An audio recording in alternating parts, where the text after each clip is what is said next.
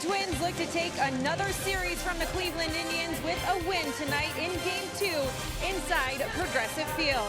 They got off to a great start last night by taking down one of the best pitchers in Major League Baseball. It was Corey Kluber's worst outing of this season, his first loss here in front of his home fans, and it ended with a big 6-3 win for Minnesota.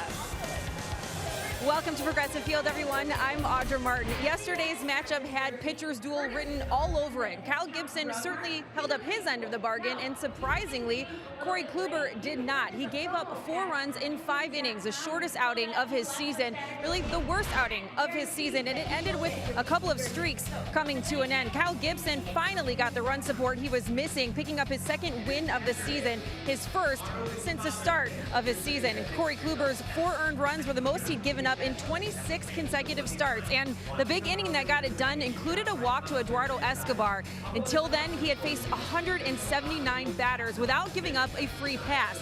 It's the kind of win the Twins are hoping will spark a climb up the standings. The clubhouse is feeling good about, having a chance to win the first game against Cleveland. Obviously, a team we're trying to chase down and to, get a win against Kluber. But, today you got to come back out with a mindset of trying to, continue that pattern. Carrasco, he's got a nice resume. We know him pretty well. We faced him a ton the last few years. When he's on, he's tough. You got to try to get the ball up because he can run the sinker and the slider and the split change all below the zone and get you to expand. So, it's going to be a matter of showing a little bit of patience with him. He walks a few more guys than Kluber might, and on the other side of the coin, you hope that Romero bounces back and gives you a good outing today. Thank you. Tonight, the Twins turn to Fernando Romero to keep the good times rolling. Dick Bramer and Jack Morris break down another intriguing matchup on the mound. Coming your way next here on Fox Sports North.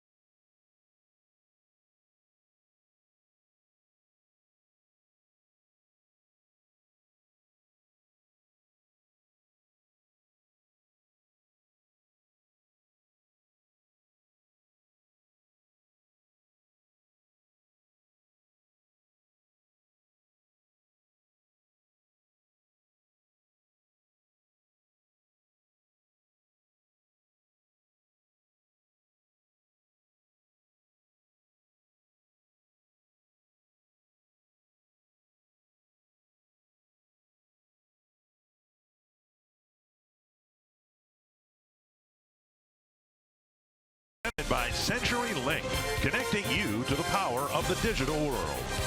By Sanford Orthopedics and Sports Medicine for the everyday competitor in all of us. And by Northland Ford. Visit buyfordnow.com and your local Northland Ford dealer today.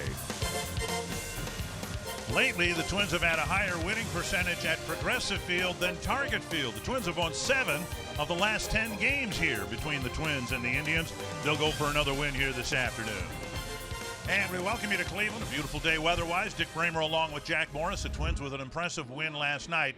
And in the month and a half that he's been in the big leagues, today's starting pitcher, Fernando Romero, has opened some eyes, and he's got a chance today to open up some eyes here in Cleveland for the first time. Yeah, facing what might be one of his toughest challenges, the Cleveland Indians are a team that everybody knows should win the American League Central Division. Romero has all the weapons to counter them. He's got a moving fastball on both sides of the plate, the two-seamer and the four-seamer. He's got a very good breaking ball, and he has enough of wildness to make it uncomfortable for hitters. And I think that's the key to his success so far this year. Hopefully he'll come out and throw strikes and be ahead of most hitters. Last night the Twins handled Corey Kluber pretty well. Back in Minnesota they handled Carlos Carrasco pretty well. Well, Paul Mahler indicated they've seen him a lot. They know he's good, and when he's on, he's awful tough. They've got to bring the ball up in the zone and hopefully hit a couple long balls. We'll see what happens here in Game 2 between the Twins and the Indians. A matchup between two really good third basemen. Eduardo Escobar for the Twins, Jose Ramirez for the Indians.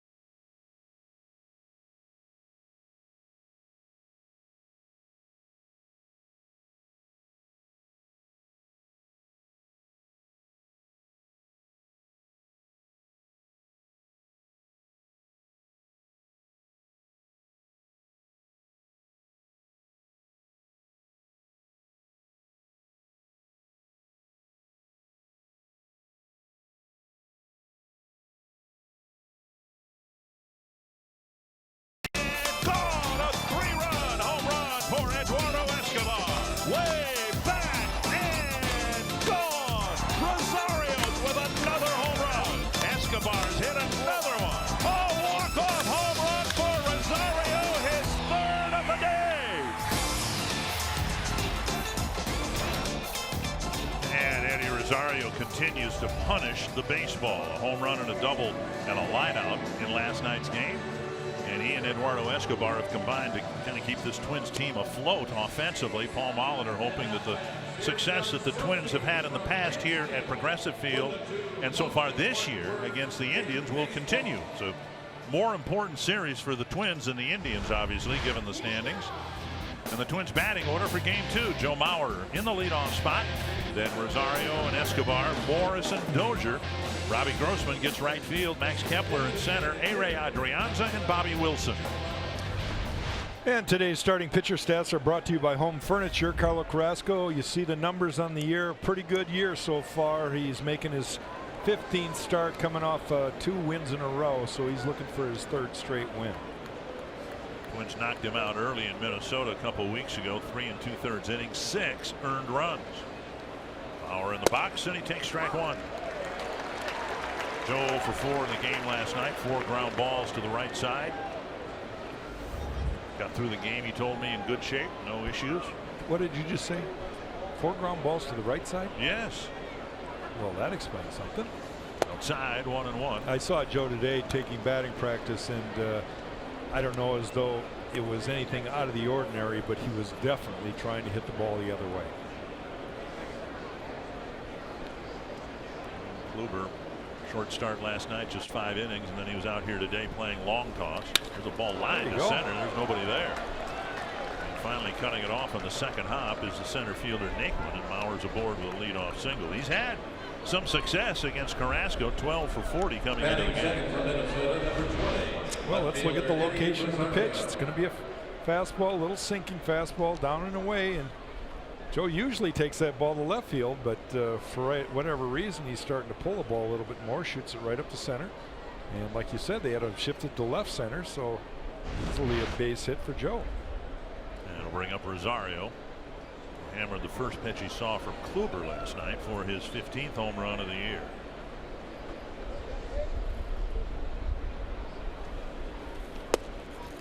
Inside, ball 1. Carrasco with 2 starts against the Twins. The one in San Juan, the second game of that 2-game set. Pitched awfully well in that game. That was the game that went 16 innings. The Twins won it 2-1. And the clunker at target field. Outside again, 2-0.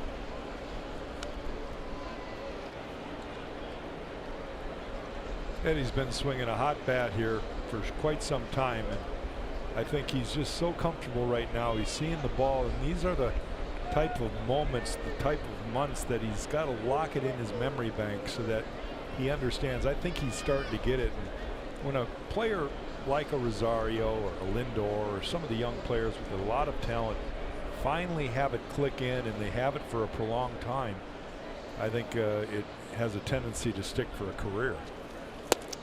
Swing and a miss, 2-1. The only concern with Eddie is he still loves to swing at a lot of pitches, and a lot of them are not strikes, and that's something that he's been slowly working on. I think he's got a better idea with 2 strikes than he ever has in the past. 2-1 to Rosario. 3-1. Walks were a bit of an issue when Carrasco had his short start against the Twins at Target Field on June 1st. 3 walks, one of those was intentional. The Twins, who scored in the first inning of the last 3 road games, got 3 runs in the first against Carrasco in Minneapolis. Chopped up the line. We're talking about it all the time, and the importance of getting on the board first, especially early, to give the pitcher a little bit of breathing room and make him settle in early. When that first couple innings on the mound sometimes is a different feel than the bullpen mound. Full count to Rosario. With Mauer at first. Mauer goes, and it's ball 4 outside. So Rosario draws a walk with Mauer in motion. First and second, nobody out. Check out the Indians in the field. They had some issues in that category last night. Lindor committed a couple of errors. Naquin in center, Brantley in left, Chisenhall in right. Lindor in the lineup as the designated hitter, but it's Eric Gonzalez, the shortstop. Ramirez, Gonzalez, Kipnis, and Encarnacion in the infield, and Gomes behind the plate. So Gonzalez at first base last night. And a trip to the mound by Gomes after the first 2 batters reach. And we mentioned that the Twins got 3 in the first against Carrasco, and Escobar drove in all 3 with a 3-run home run against Carrasco at Target Field. And he's up here in the first inning again with 2 men aboard. He takes a fastball, strike one. It is the only hit that Escobar has gotten against Carrasco. He's 1 for 10 with 3 runs batted in.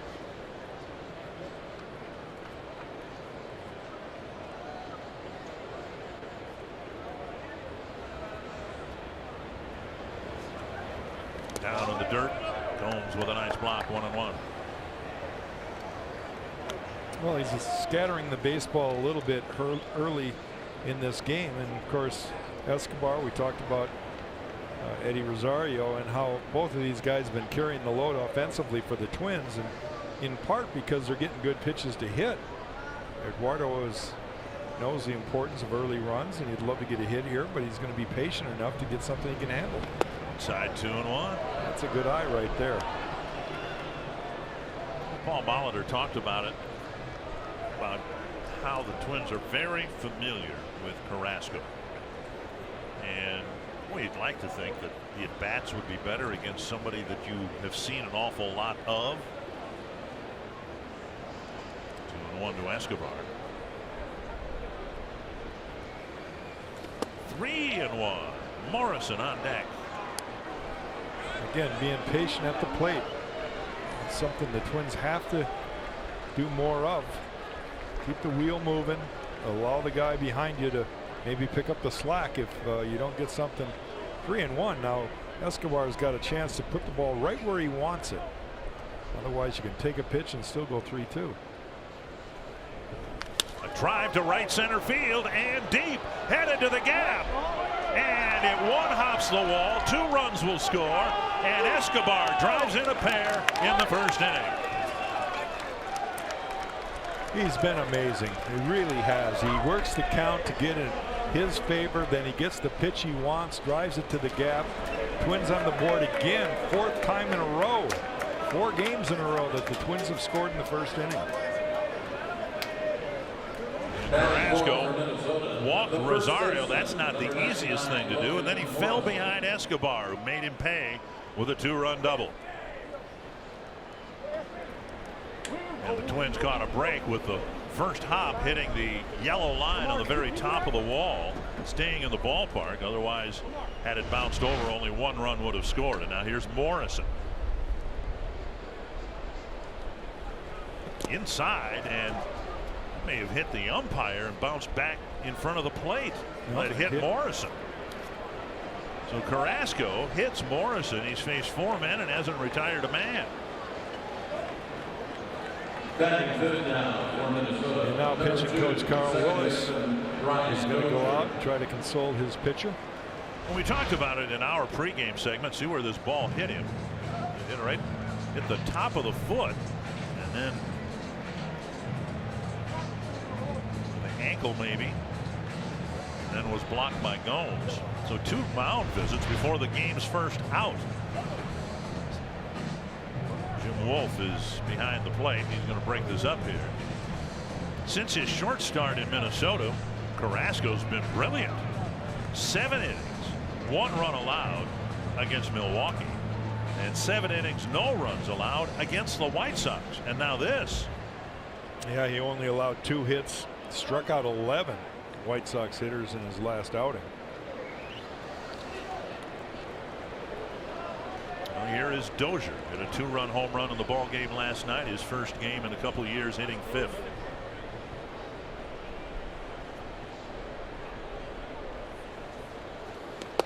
Breaking ball over, strike 1.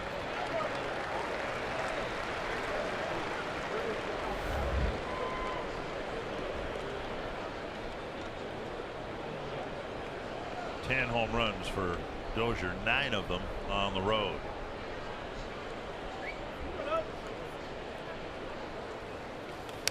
Foul, 0-2. Paul Molitor was mentioning the last couple games that Brian Dozier has been making better contact, and he was rewarded with one last night off of Kluber.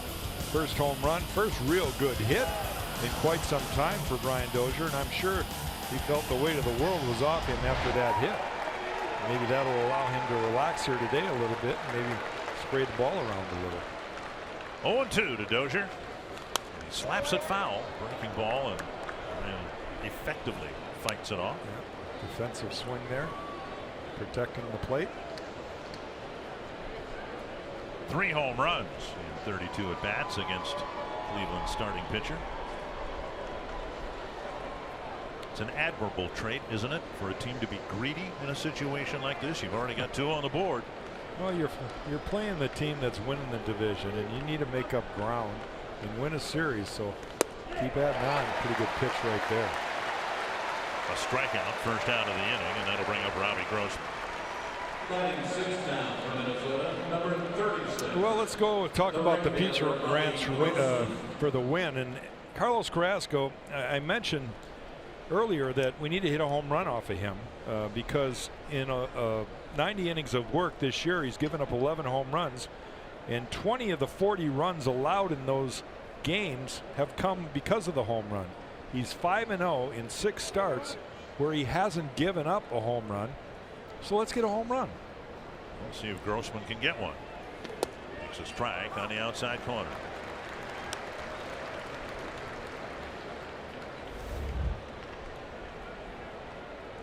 Grossman getting right field with Kepler moving over to center, and Kepler's in the on deck circle already here in the first inning. 1 strike.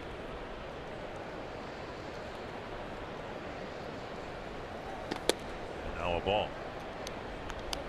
21 pitches already for Carrasco and only 11 strikes. Yeah, a walk, a hit batter. You can see that he's not real comfortable with his command yet. Still trying to feel his way through here in the first inning. See 10 balls and 11 strikes. Outside, and it's 2-1. He got ahead of Dozier 0-2 and ended up striking him out, but he's had great difficulty with his command here in the first inning.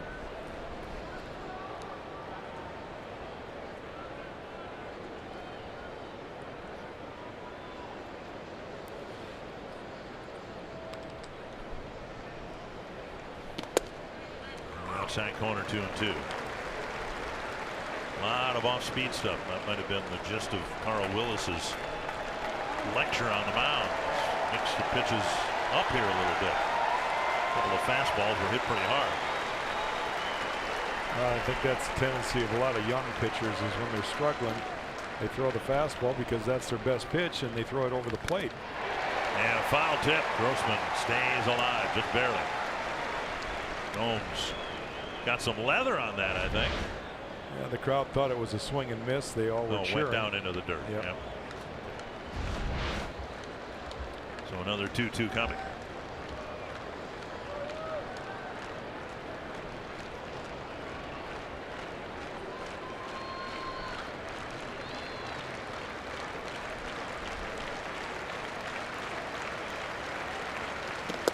Outside, 3-2.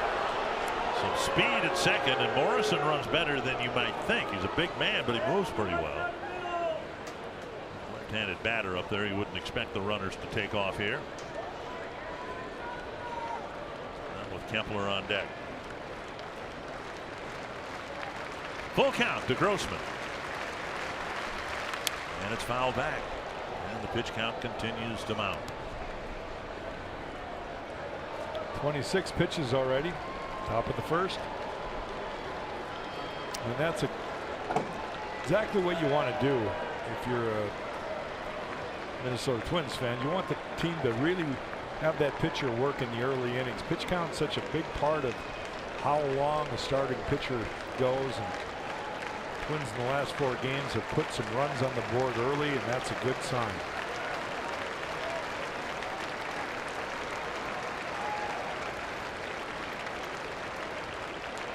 Another 3-2 to Grossman. Stroke to right, a base hit. Escobar got a late break from second base, so he'll be held at third to make sure that the ball got through, and they're loaded up now for Kepler. Good at bat for Robbie Grossman. Well, the Twins have had a real good start to this ball game. Robbie Grossman works the count to 3-2, and then he gets a pitch that's pretty much center cut fastball. Didn't have a lot of movement on it, and he drives the ball past Kipnis into right field. Chisenhall charges well. And Gene Glenn's going to have to hold Eduardo Escobar at third. So Max Kepler, who's had some success in this ballpark.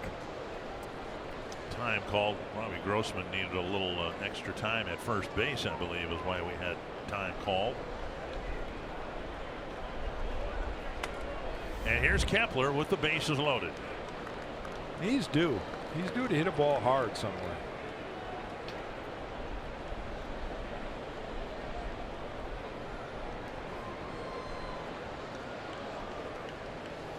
Taken in the dirt, ball one. One of the reasons Carrasco is struggling right now is he's throwing his fastball for strikes when he has to, but Carl Willis probably told him you got to mix in your off-speed stuff in your breaking ball, and he can't command it right now. Slider has not been good enough for command.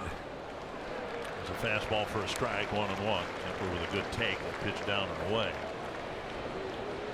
Kepler 4 for 18 with a home run against Carrasco.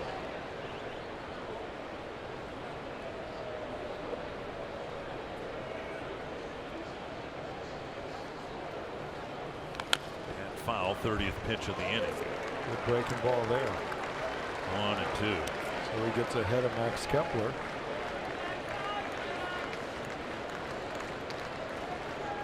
Francona and Carl Willis. Willis' second stint as pitching coach with the Indians. Carl's been around the block now. Carl Willis, pitching coach. Driven down the right field line to the corner. Chased by Chisenhall. That ball is off the wall. A long bounce off the fence. 2 runs will score on a double by Max Kepler. And it is 4-0 Twins.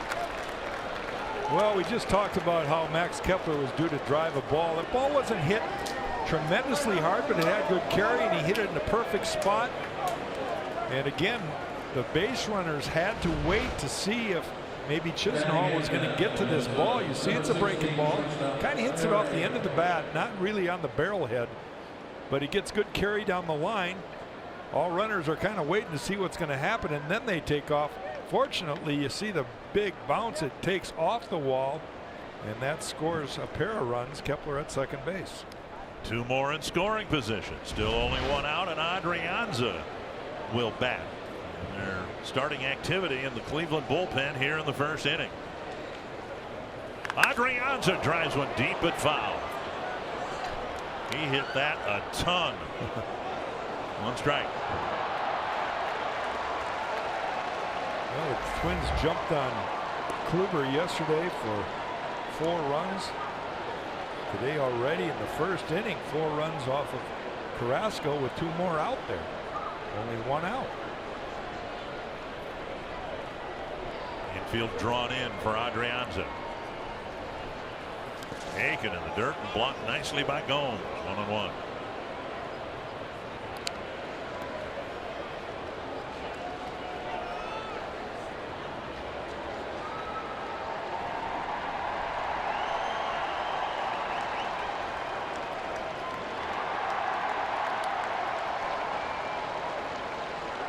One to the Twins shortstop.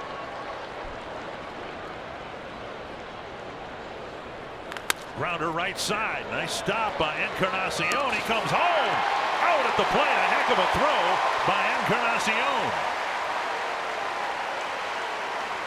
Twins want to look at it. I'm sure they are going to want to look at this. This is a close play because Gomes had to catch the ball on the opposite side of where Grossman was sliding. You watch, he has to go to his right and then come back to his left.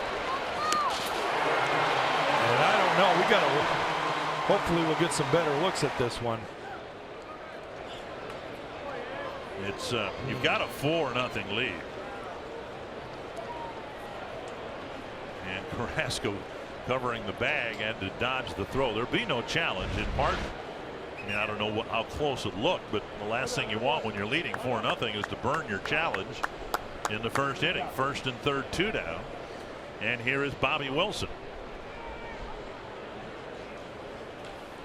Breaking ball over for a strike. I'll give you the definitive answer. I'll form my opinion and take it to my grave with me because I respect you and your tenure in the big leagues. Is this a bat around inning with 9 men batting, or do you have to send 10 to have a bat around inning?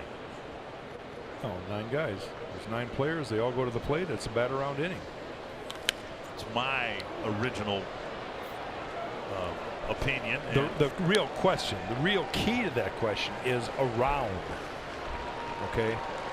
Well, if you're really taking it into a technical term, around means you have to get to the guy that started it. Right? So it's really a non-answer. Hey, they went through the lineup. How's that?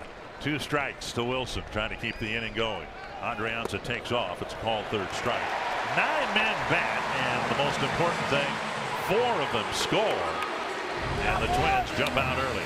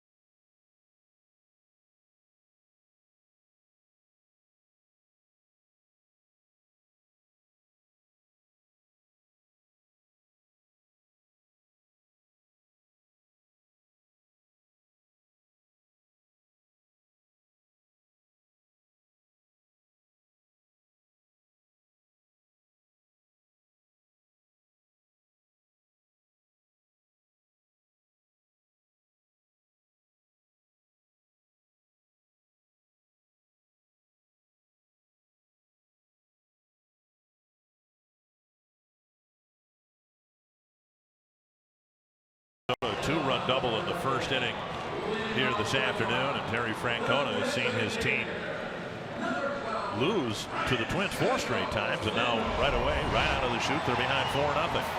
Indians batting order brought to you by Menards. Lindor, the designated hitter, will lead off. Then Brantley, Ramirez, Encarnacion, Kipnis, Gomes, Chisenhall, Naquin, and Gonzalez. Facing right-hander Fernando Romero.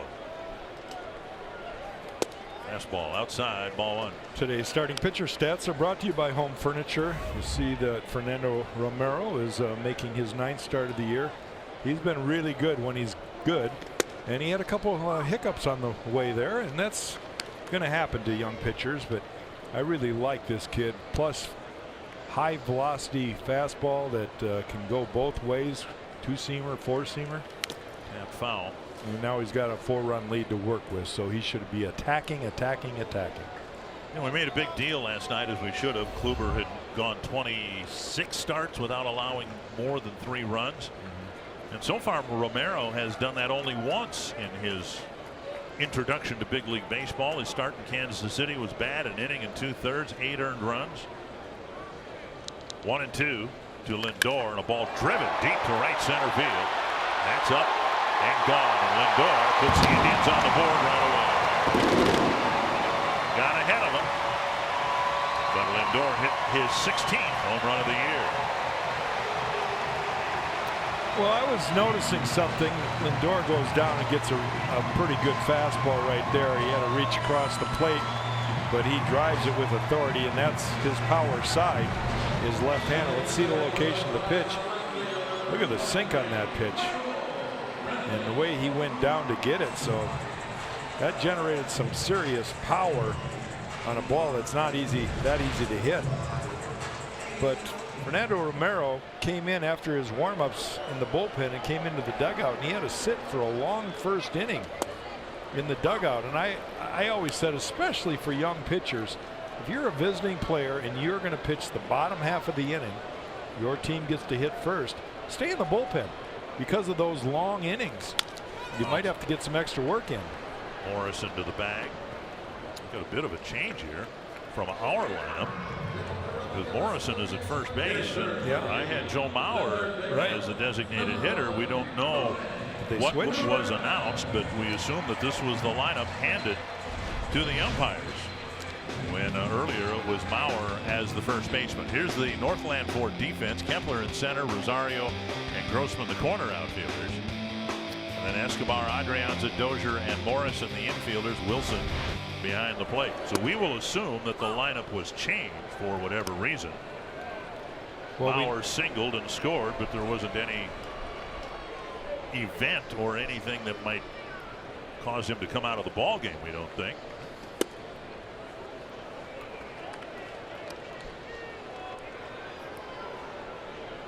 Well, we're getting word that we're not placing blame on anybody, but we were handed sheets with the lineup, and they handed us the wrong one. I guess originally this is the lineup that Paul wanted, and Joe is DHing and Morrison's playing first. So everything's fine, except we need better sources, because you, like I, get the lineups as soon as they appear online, and we got them confirmed in the clubhouse and with the lineup produced for us by the Indians. 2-1 and a ball grounded foul. No matter, as long as everybody's fine. And we were talking about it after last night's game, that Joe comes in, plays first base in his first game. That maybe that he needed as at bats, but maybe he would DH in the second game. And that's exactly what happened. Right. 2-2 to Ramirez. Grounded foul over by the Twins dugout. Audra, okay. Camera saved her, I think.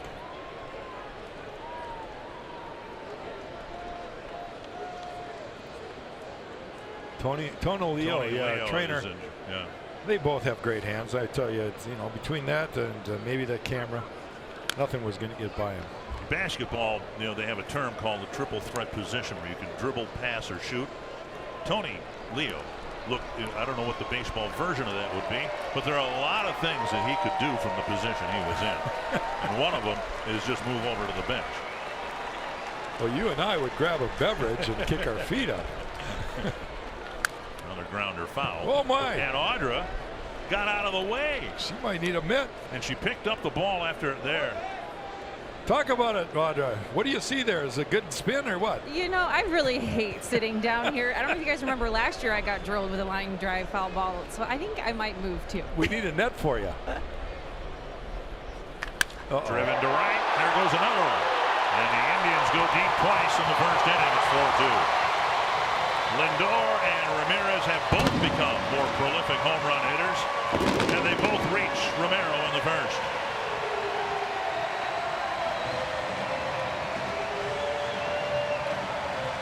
The Twins leads cut in half right away. Yeah, certainly not the start of the game that we thought we were going to see here today. You see the ball, and this guy is one of the best fastball hitting left-handers in the game right now, Jose Ramirez. Didn't miss it. Now a strike on the outside corner, just got a little too much of the plate. And it's 4-2. Encarnacion the bat. Chopper to third. Escobar gets a chest high hop, sets and fires 2 away. When Romero had that one awful start against the Royals, they never really got on track. For the try batting the second Romero thought that might have been the third out, but the Royals got a couple of runs in the first, and then they just kept on hammering the ball against him in the second inning. He was never really able to get on track. He's still got a lead, Romero does, and hopes to get the third out here quickly. And here's Jason Kipnis. Fastball zipped inside, ball 1. Kipnis hitting sub 200.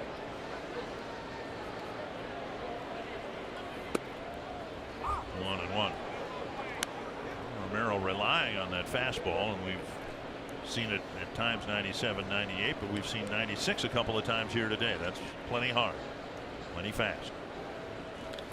Chopper to the right side, and Morrison goes to the bag, and there's the third out. 4-2 Twins after one here at Progressive Field.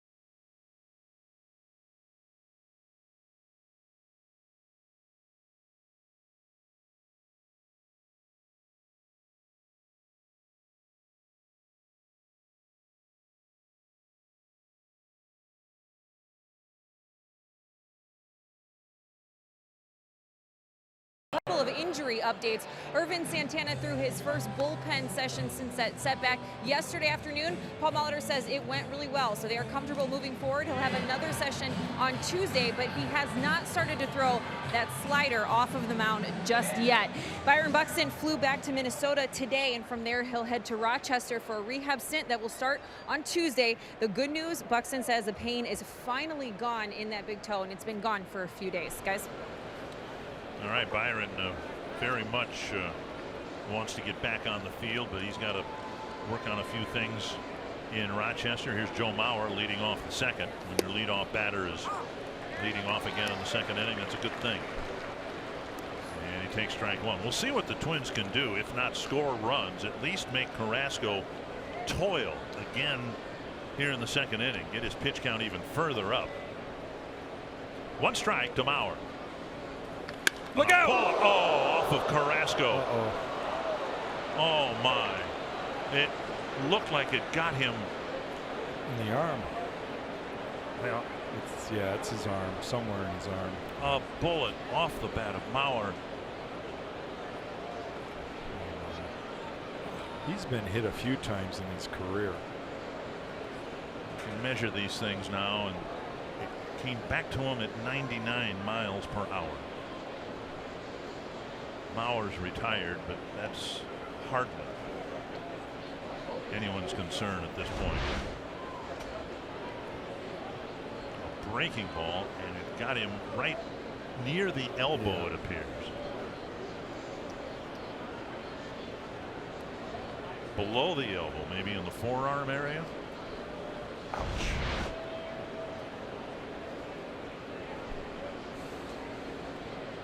Carrasco. You can see Terry Francona. He's the gentleman standing there in the red pullover, motioning with the left arm. It'll get Perez, who was warming up in the first inning, they'll get him into the ball game, and Carrasco has to leave, of course. You can see, I believe, the welt near the elbow, right below his red half sleeve. That's the point of impact.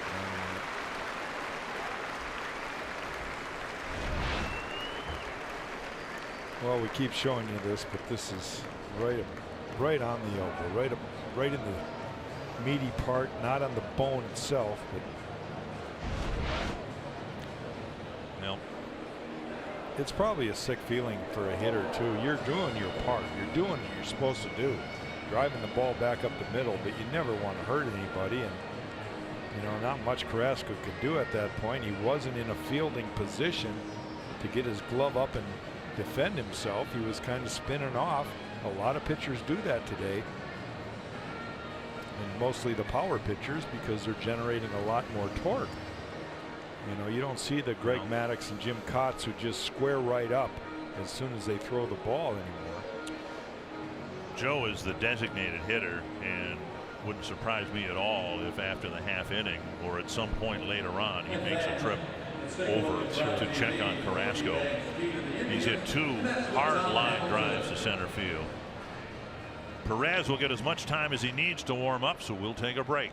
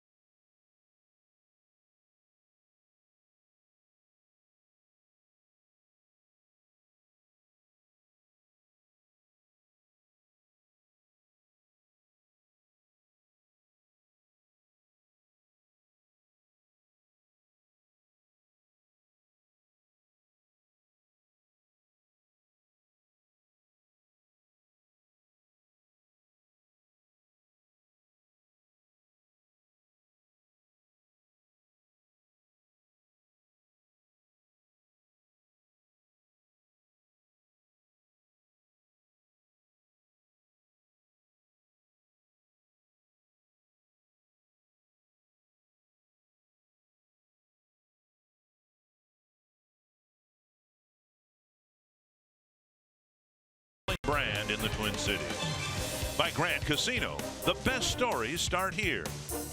And by Wisconsin Dells, the water park capital of the world. The new pitcher is Oliver Perez for the Indians, coming on in relief of Carlos Carrasco. Eddie Rosario, the first man he'll face. And that ball cracked to left field, and Rosario continues to have a great series, great road trip, great season. Being ready, he gets a fastball on the first pitch from a left-hander, a different look, and he just crushes the ball through the hole on the left side. So Rosario aboard. He walked and scored in the first, and be assured that whenever we find out what the status of Carlos Carrasco is, we'll share it with you. You can imagine an X-ray will immediately be taken here in Cleveland. Here is Escobar, a 2-run double in the first. He takes ball 1. At the very least, there will be a contusion, which means a big old black and blue mark and some swelling. They're pretty square. 1-0 to Escobar. A deep drive down the line, but foul. Man, the Twins have had some great at-bats already in this game. Just about every at bat in the first inning was of the highest quality. Now 2 line drives here in the second. If you walked into the Twins clubhouse and you did not know any of the players, you would never guess that Eduardo Escobar and Eddie Rosario would have the kind of power they have. And Rosario is picked off, and the ball is dropped by Gonzalez. So Rosario will be credited with a stolen base. Rosario asks for time. Let's hope he's all right. He looks fine. Well, he's going on the first move, and left-hander has the luxury of being able to see the runner. Sometimes they can pause at the top of their stretch and still throw to first base. But Rosario took off in a hurry, and that forced a throw from Encarnacion. It was an accurate throw. I think It was just a case where Gonzalez dropped it. No error on the play. And Escobar now with a 2-1 count.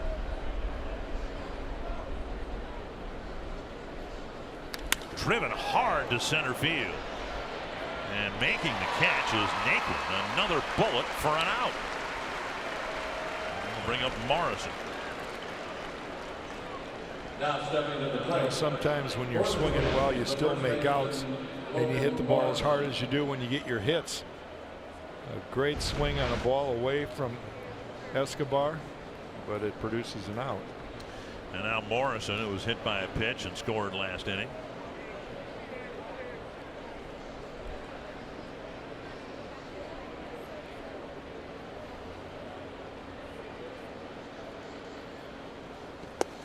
Twins had a terrible time in Detroit against a couple of soft tossing left-handers, and Perez has lasted as long as he has through diminished velocity.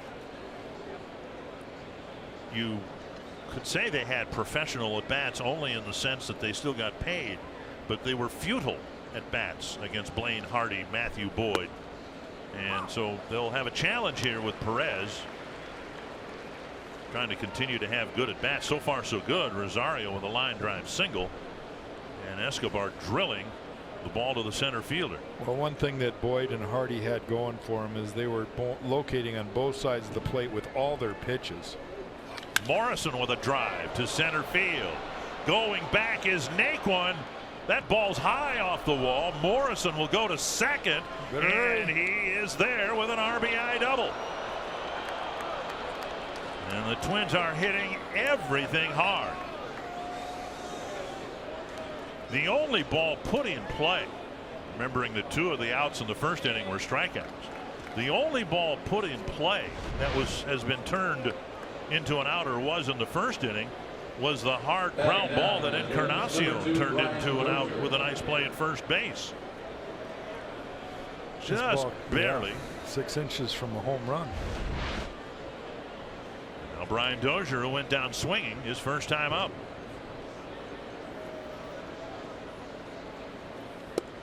And strike 1.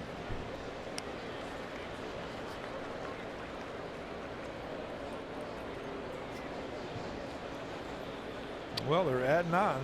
It's good to see they scored in the first 2 innings. Another runner in scoring position right now for Dozier. Tap to third. And Ramirez fires across to end the inning. But the Twins hit the ball hard. Knock out Carlos Carrasco and lead it 5-2.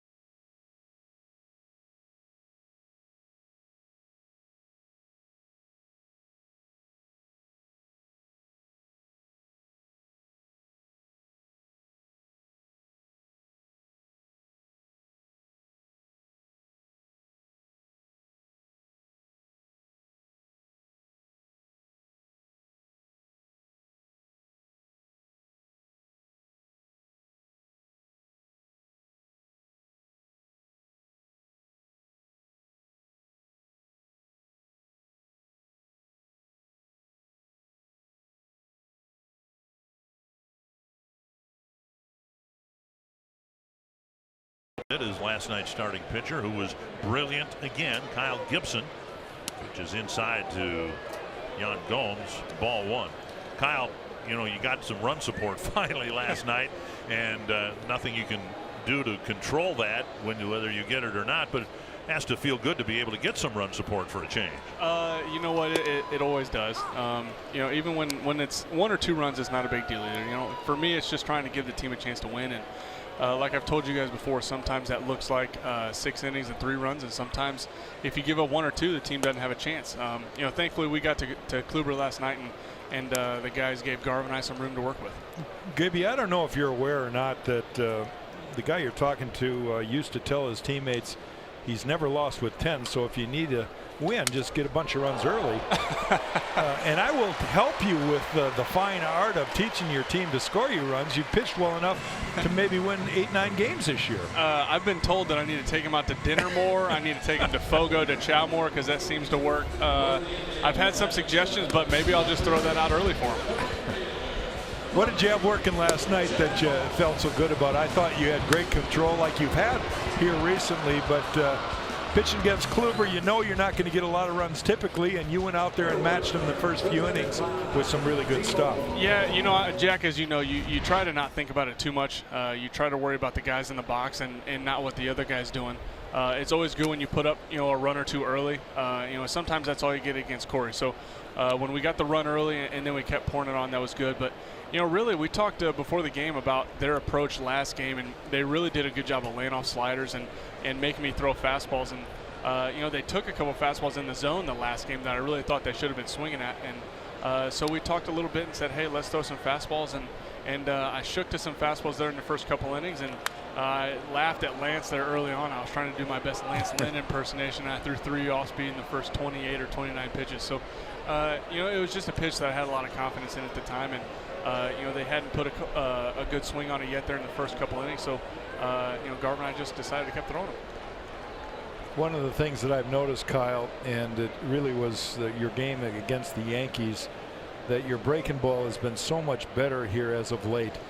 But I noticed here also is that your fastball, unlike last year where I'm sure everybody in the world was telling you got to throw that sinker, you got to get that ball to sink, you're starting to throw the 4-seamer up in the zone and getting a lot of swings and misses, a lot of called strikes because you're able to locate so well.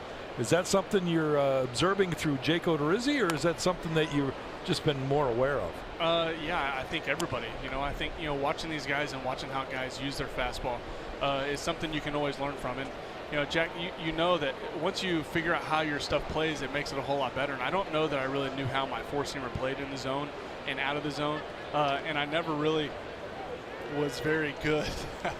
Never. All right, that's going to be a tough one to remove from. One of your teammates messing with you? Lance Lynn, the guy that I gave some credit to, just water bombed me right in the middle talking. But you know, I think once I figured out how that 4-seamer played, it made a big difference. And like you said, I think that's really what made my slider better than, you know, changing my slider, because I really didn't change anything on it. I think I just have done a better job of using my heater in the right spots and making guys have to commit to that. Ground ball to short. Nice knockdown. They get the lead runner. There'll be no out at first, but it's a heck of a play by Adrianza, knocking that hot smash down, getting it out, 1 away. Kyle, another thing that I want you to talk a little bit about is, you know, last year you were going through some tougher times. They sent you down to iron some things out, and when you came back, you've seemed to be a different guy. And I know you're not. I know the person you are, and I've always admired you for that. But you're radiating confidence now.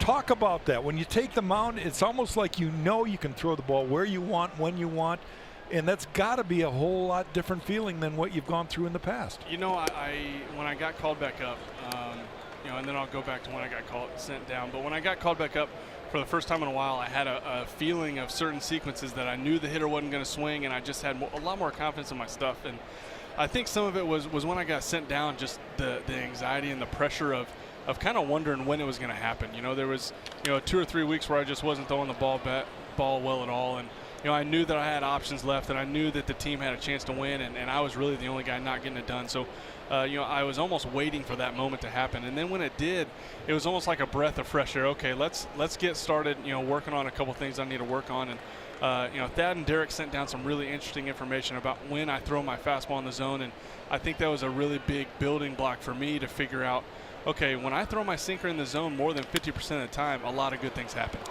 There's one. And there's two. Speaking of sinkers, Kyle, thank you very much. Continued success. It's been a lot of fun to watch this year. Good job, guys. Thank you.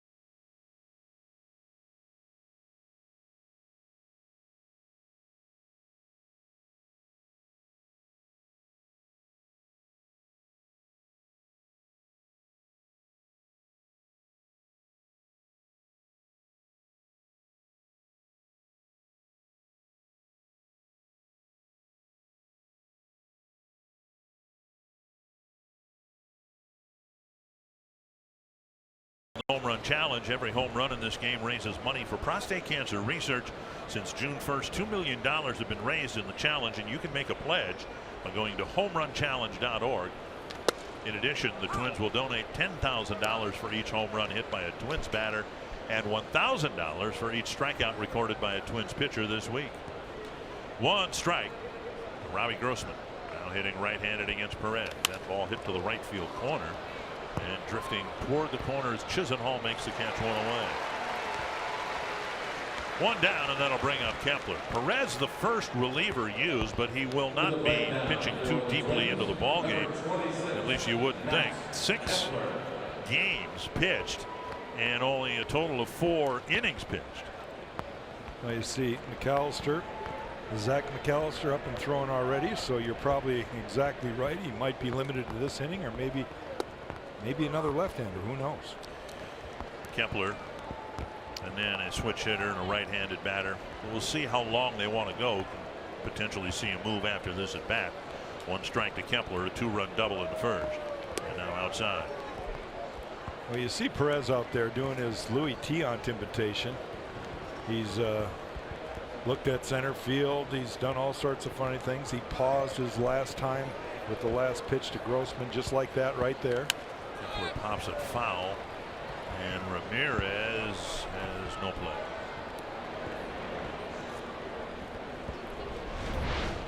A lot of times pitchers will do that. It takes tremendous focus to throw strikes when you change your arm angle and your delivery. But we've got a little bit of an animated guy out there right now. 1-2 to Kepler. Look out.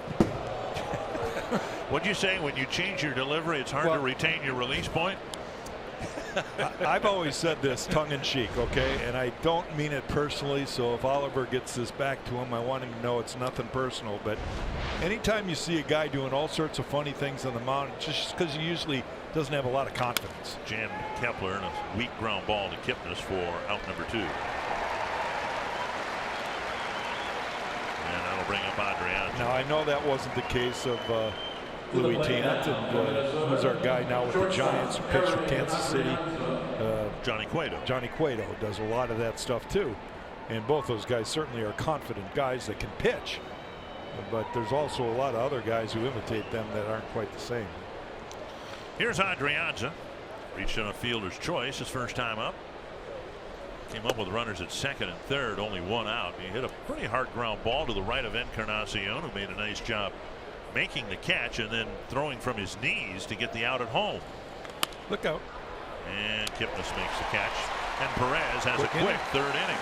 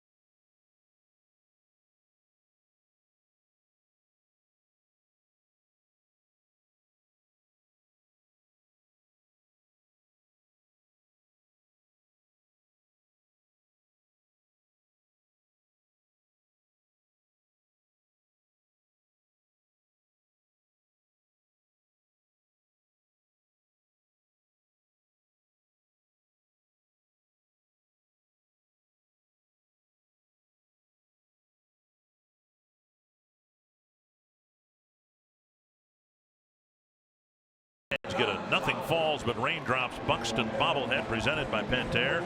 Go to twinsbaseball.com/tickets to learn more. With Byron leaving the club today, and we'll fly home to Minnesota and then go to Rochester to start a rehab assignment. It is possible that he'll be back in the lineup for that June 22nd game of next weekend. First pitch to Eric Gonzalez, up for ball one. Romero hoping to settle down. The hit that the Indians got, as you saw during the Kyle Gibson interview, was a shattered bat. Gomes got the base hit, pushing it through the shifted infield. 1-1. Fly ball short left field.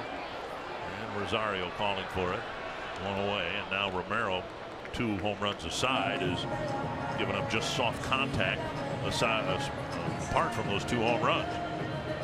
Well, this is the guy coming to the plate that hit the first one, Francisco Lindor, and he went down and hit a heck of a pitcher's pitch, a good sinking fastball. But he went and got it, and he drove it to center field. A great player right here. Had a difficult day in the field with a couple of errors, and figured he'd come back and have an impact in this game. One way, win or lose, he was going to have a better game, and sure enough, in his first swing, he hit a home run. 1 strike from Romero. Sharply hit through the shaft into center field. Lindor's 2 for 2.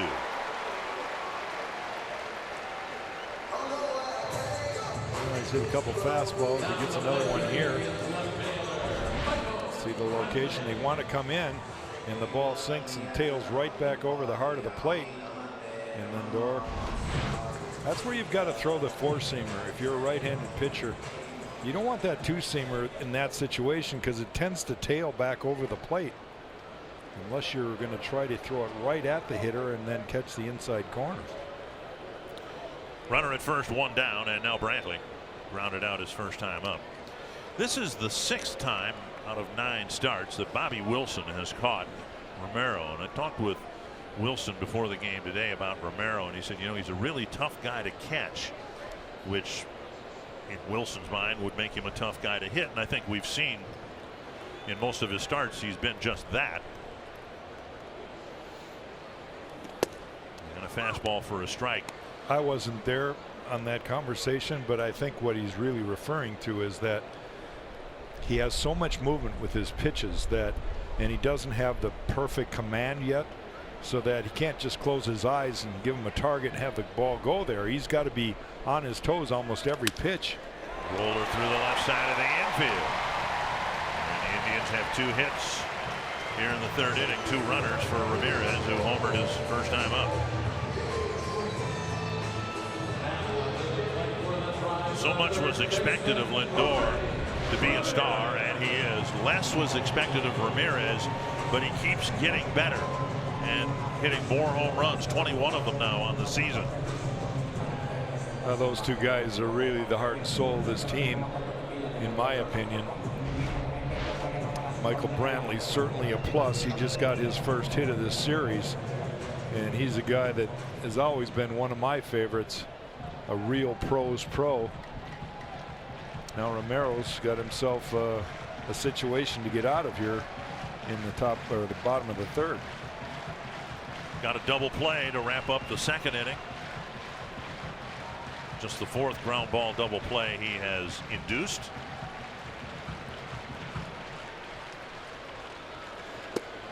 Wilson said one of the challenges in catching Romero. Take a look at Ramirez's home run. That made it a 4-2 at the time.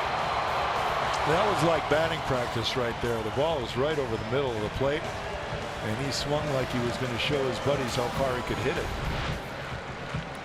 Strike to Ramirez.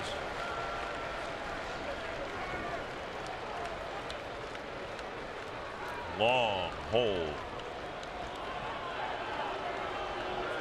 Ramirez asks for time. Wilson said that one of the challenges he would have here today, Romero still tends to try to speed things up, particularly in situations like this. Indians making some noise. A couple of good hitters have gotten base hits. And to not let the moment, the situation overwhelm him. There's an awful swing. And strike 2. Ramirez is up there hunting fastball. This guy loves fastballs, and he thinks that he's going to get another one. This is a good breaking ball, and he's got the swing started before the ball's out of his hand. No chance. 2 strikes to Ramirez.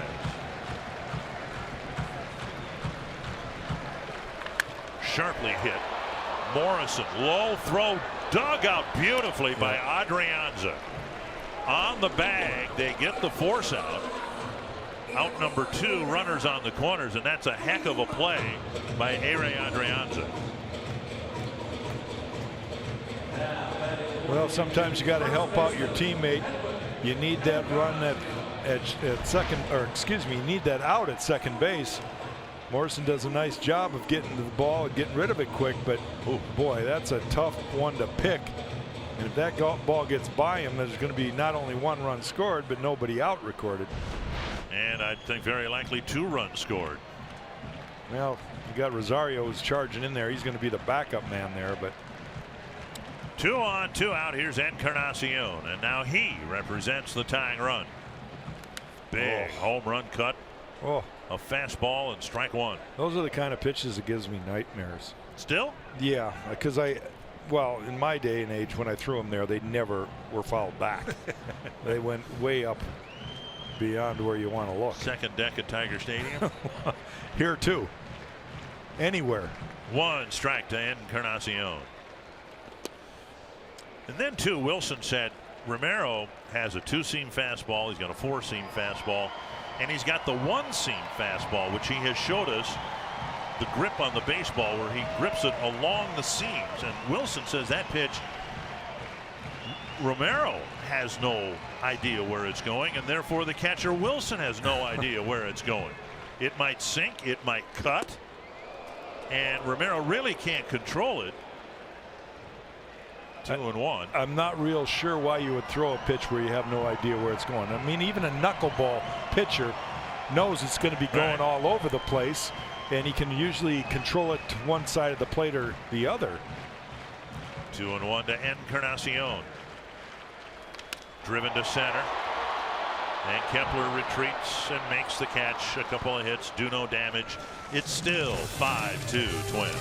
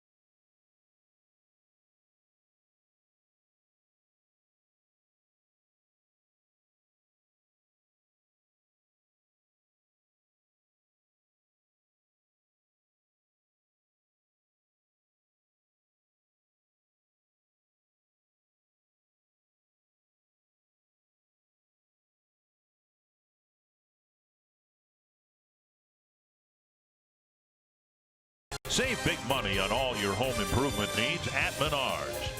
And powered by Ram trucks, built to serve. Twins leading 5-2. Bobby Wilson will lead off the fourth, and tomorrow live coverage of the FIFA World Cup continues at 9 a.m. Defending champion Germany battles Mexico in group play. Then Brazil faces off with Switzerland at noon. Catch all the action on FS1 or stream it all live on the Fox Sports app. The Twins right fielder Max Kepler pulling for a repeat victory for Germany, and that guy's pulling for Brazil. He's a Brazil native.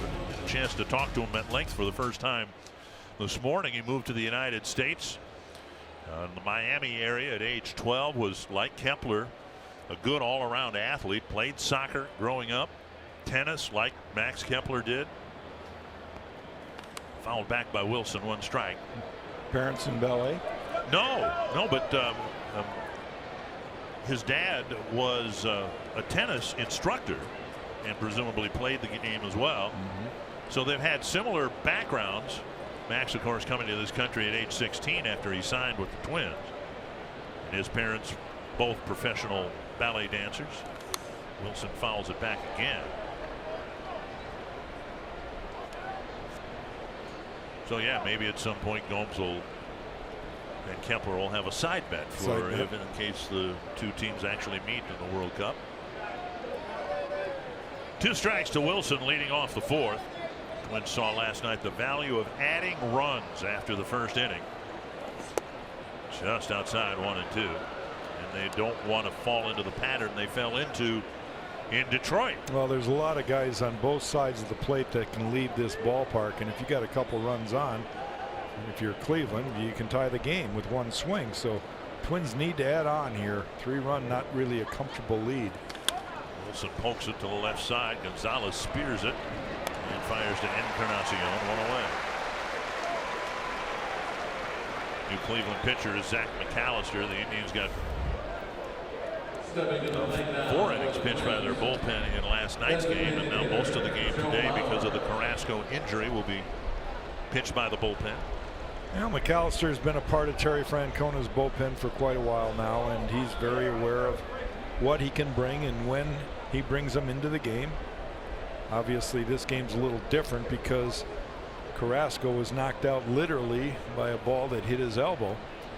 That was off the bat of Mauer, who's hit 2 line drives right up the middle, one for a base hit to center, the other one hit off of the elbow area of Carlos Carrasco. And we've not heard a word yet, and might not hear at all, but for quite some time, as to what the exact nature of the injury is. 2-0. But the Indians in a bit of a predicament, one would think, for tomorrow's game, assuming they can get through today's game. Terry Francona opted to take Corey Kluber out after 5 innings last night with just 65 pitches thrown, because Kluber's a workhorse and they wanted or 6 innings. No, it was 5, wasn't it? 5 innings. 5 innings. And they wanted to save him because he's their workhorse, and they sensed that maybe last year even he was tiring a little bit in the playoffs.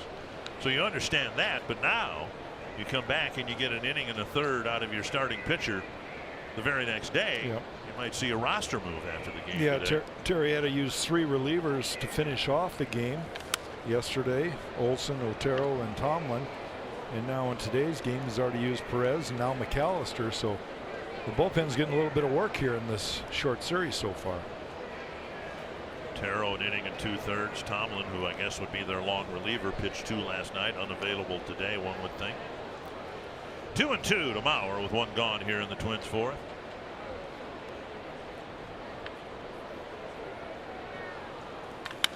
Hit hard, and Mauer, who didn't hit anything hard last night, takes a big turn at first. He thought seriously about trying for second, and those of us who've watched Joe over the years, not surprised by this at all. He's one of those guys I think could roll out of bed and hit. Well, he gets a ball right in his wheelhouse and he turns on it again. He's been pulling a few of these balls that we don't see him do all that often. A bunch of guys were talking about, is Joe ready? You know, he goes down to Rochester, he's 0 for 10. And I said to myself, yeah, he's going to face Kluber and get 3 hits and walk. Well, he didn't do that last night, but 2 hits already here today. He's hit 3 balls sharply, and now Rosario, who's walked and scored and singled and scored. A drive to right center field, deep to the gap and off the wall. Mauer around second. He'll go to third and be held there, and Rosario has another Twins double. What a series for Eddie Rosario. He just hitting everything hard. Timing is just spot on. McAllister throws him, I thought was an off-speed pitch there. Let's take a look at it. That was probably a breaking ball. Curveball that Eddie just was right on. 2 doubles in the first, a double in the second, and now another one here in the 4th. And Escobar will be intentionally walked to get Logan Morrison to the plate. So they're loaded up for Logan Morrison, who cracked a double high off the wall in center field his last time up.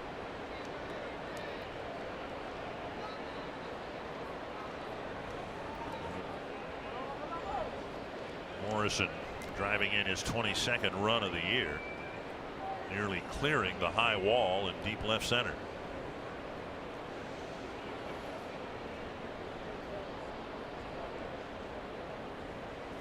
Inside, ball 1.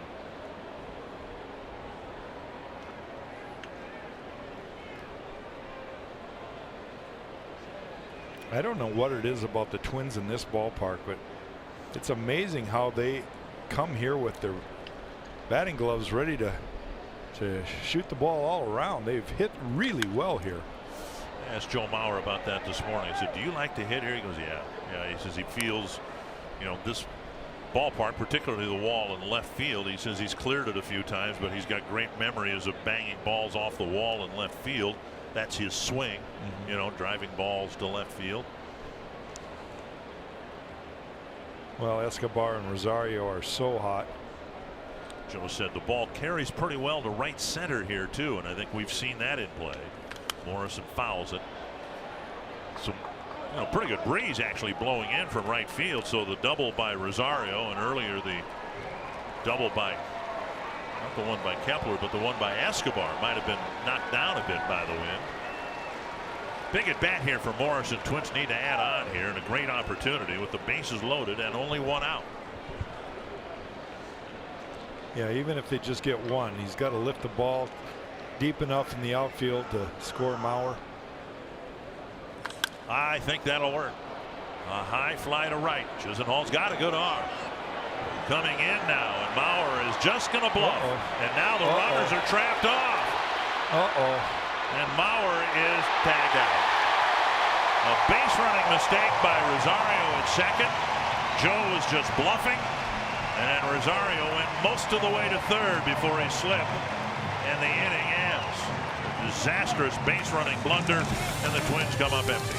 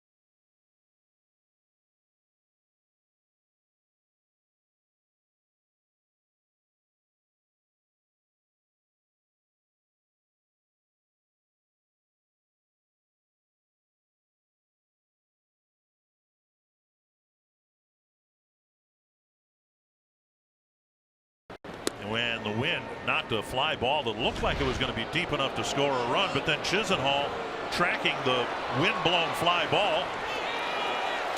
Yeah, Gene Glenn really had no choice but to hold Joe there, because the ball did come back towards home plate. I think Chisenhall probably made up maybe 30 feet right there, 10 yards, and Eddie Rosario, he's just looking at Maurer. He saw him aggressively tag and make a bluff, and he thought he was going to go. Here's what Eddie sees. And he's not really seeing where Chisenhall catches the ball. Just not a good base running exhibition all around there. Joe just got caught in between himself. Kipnis now with a 3-1 count, a big inning for Romero. You don't want play like that to change momentum of the game. And he issues a leadoff walk on the board. And that's where the pitcher has to really take control. And you don't want to do what you just did, and that is give the leadoff man a base on balls. Kipnis is aboard, hitting 195, with Romero issuing a walk, and now Yan Gomes shattered his bat but got a base hit. Twins had 3 infielders on the left side, and he hit it to the right side. Morrison holding Kipnis, and Romero needs to refocus.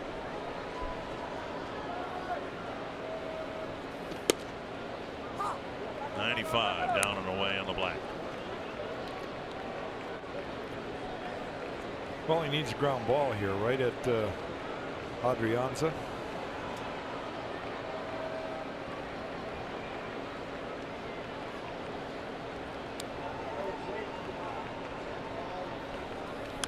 And came inside to get a foul tip. A couple of fastballs, and it's 0-2.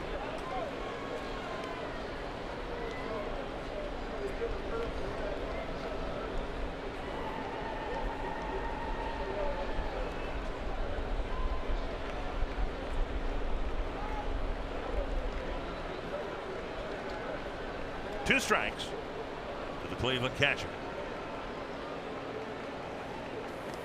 Very high. Jason Castro caught Romero's major league debut. Of course, he's done for the year. Mitch Garver's caught him a couple times. Most of the time it's been Wilson.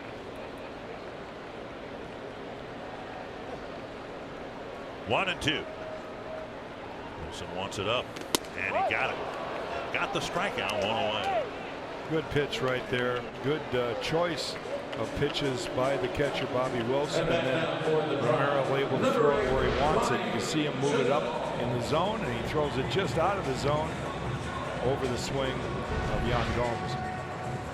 1 down, and now Chisenhall, who slashed a hot ground ball to the backhand side of Adrianza, and he made a nice play to get a force play at second, and then Naquin bounced into the double play.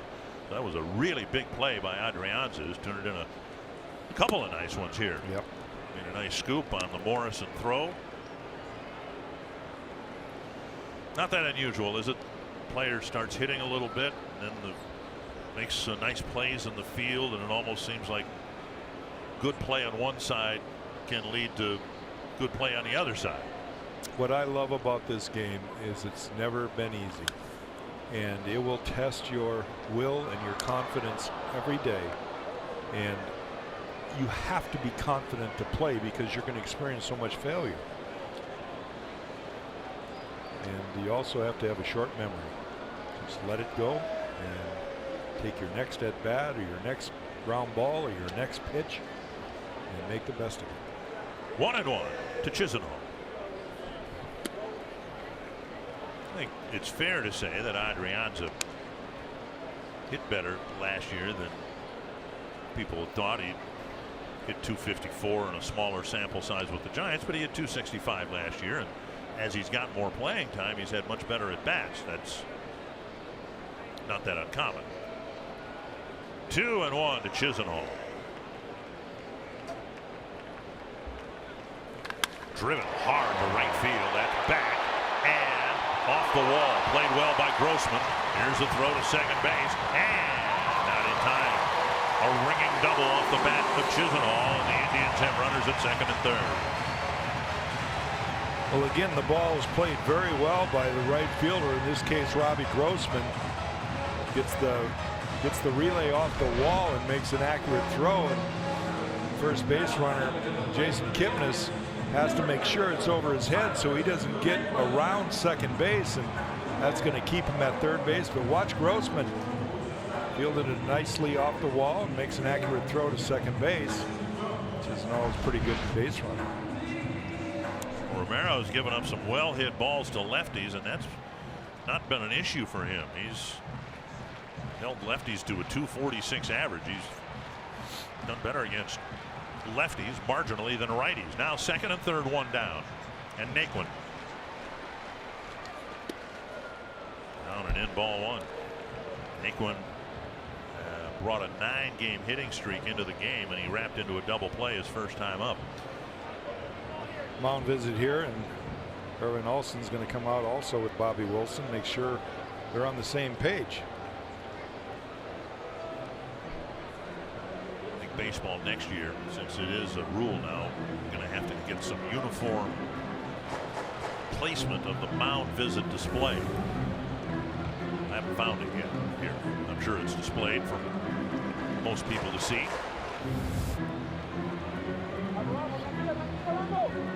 "60 pitches for Romero.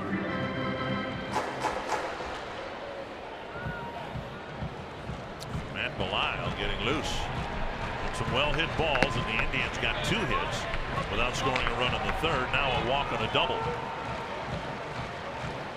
Indians getting their first look at Romero. So far they've liked what they've seen. Fly to left.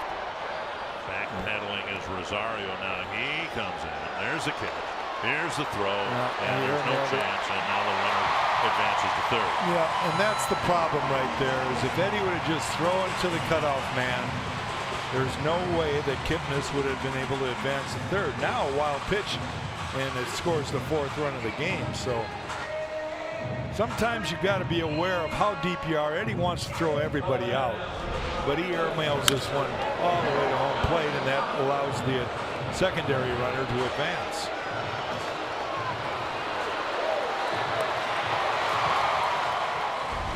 So the leadoff walk comes around to score. It's 5-3, and now the number 9 batter, Eric Gonzalez.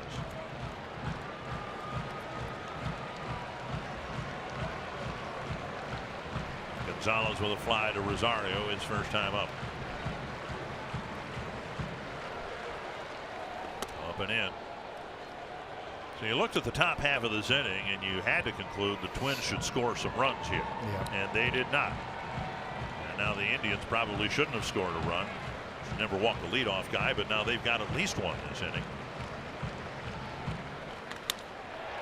Line to Escobar, another well hit ball, and Romero really having a tough time with the Indian lineup, yet he leads 5-3. And fans, let's turn to Prime TV now.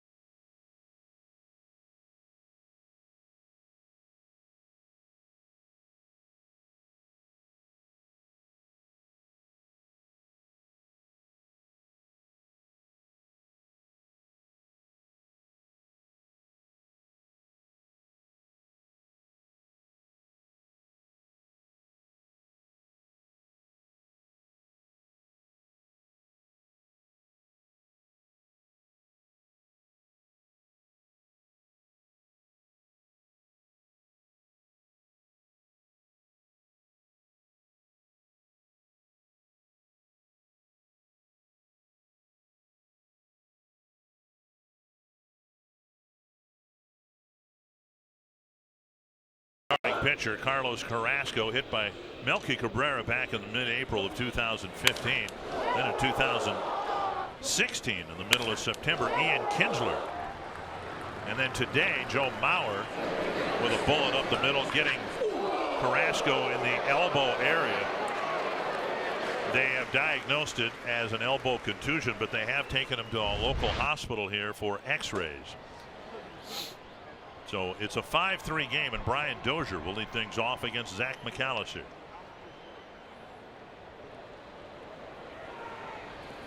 And a first pitch strike.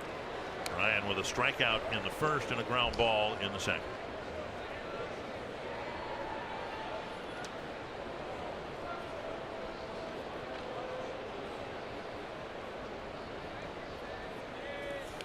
In the dirt. And of course, that's one of the things that makes the way the top of the fourth ended so frustrating.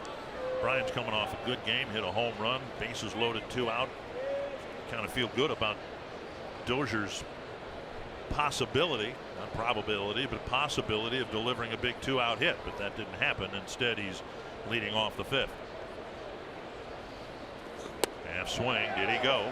No, says first base umpire DJ Rayburn, and it's 2-1. Well, you can tell Brian's sitting on a fastball. He's had 2 breaking balls that he's flinched at the first pitch of this at bat, and now this third one where he almost went and was able to hold off. And now 3-1.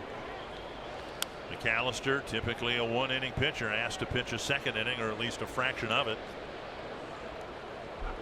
Carrasco knocked out with 1 out in the second, literally knocked out by the 1 out of the second inning, the first out. Grossman on deck.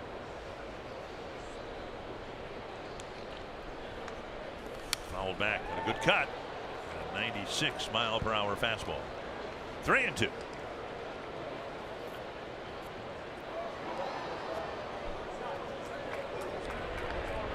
Matt McGill getting loose. Don't know that Paul Molitor likes what he sees or hears from the Twins dugout. A lot of well hit balls against Romero. Yeah, typically they wouldn't be getting loose when they're hitting. Twins pitchers I'm talking about, unless they're coming in the game.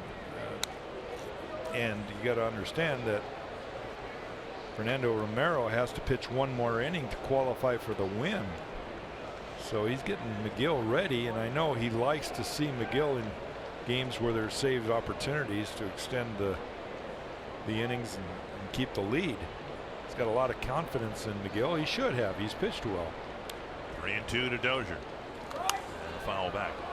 McGill has evolved into something the Twins haven't had in quite some time, and that is a long reliever. His last 2 outings have lasted 3 1/3 and 3 innings, and he didn't allow a run in either one of those outings.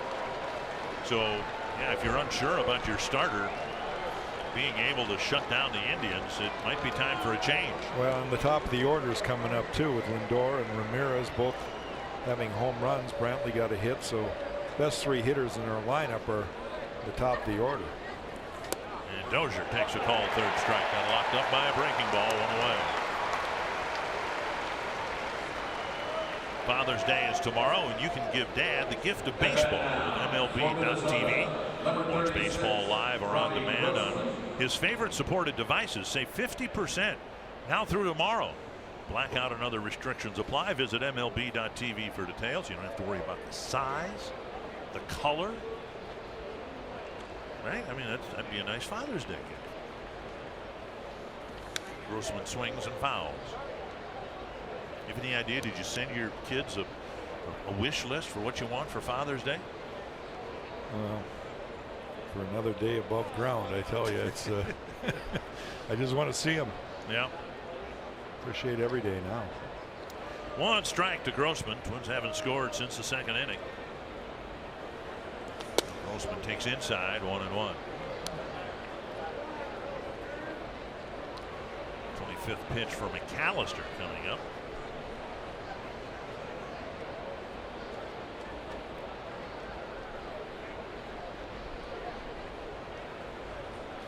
Driven to left. That'll carry to Brantley. Well hit ball for out number 2. A little too much hang time there. And carried all the way out there. And now Max Kepler. For Minnesota, center fielder Max Kepler.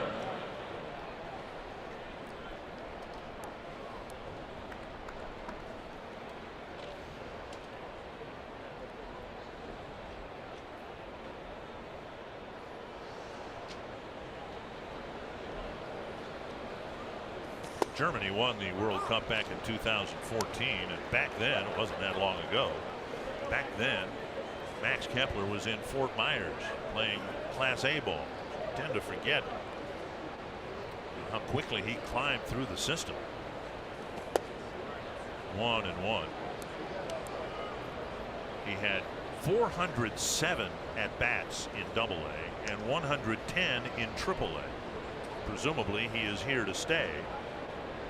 That's just 517 at bats above Class A ball. 2-1, and here he is. I mean, that's. You know, I forgot that until I looked it up. You know, he didn't spend much time in AA and spent even less time in AAA. I don't know if you're familiar with the old scout Mel Didier. Yes. I used to have a lot of conversations. He was one of the head scouts for the Blue Jays when I was working in Toronto, and I love to talk to him because he's the epitome of old school baseball. And I asked him one time about when do you bring guys up? You know, when do you pull the trigger and get the guys to the big leagues? He says the sooner the better. His philosophy was if they can play in the minor leagues and they show progression, give them a chance at the big leagues. Popped up short center. And Gonzalez makes the catch. It's a 1-2-3 inning for McAllister and a 5-3 Twins lead.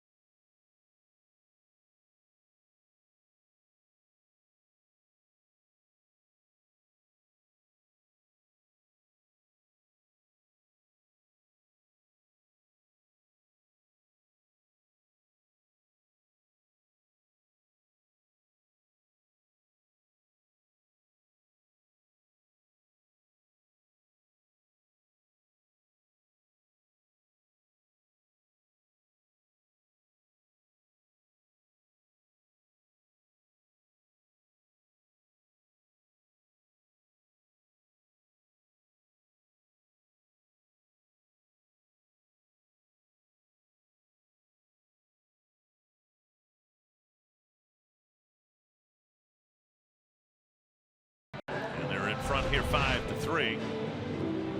Looking for a convenient ticket package that fits the demands of your busy schedule? The Flex Plan gives you a bank of 20 tickets to use in any combination you choose. The Flex Plan gives you the flexibility to choose only the games you wish to attend all the way up until the first pitch. Learn more at twinsbaseball.com/flex. Romero taken out of the ball game after 4 innings.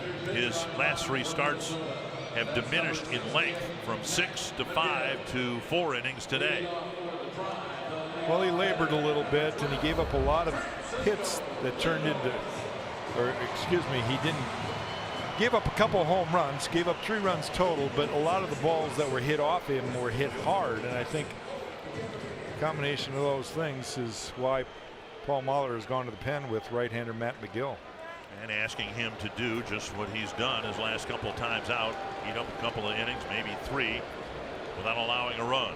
Tough challenge here right away with Lindor taking inside ball 1. Lindor with a home run on his first swing of the day, and then a solid single in the 3rd.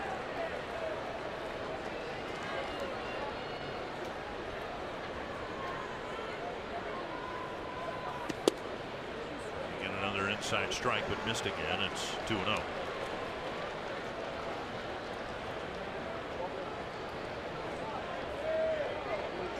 Lindor 0 for 5 last night with 2 errors. Pops it up.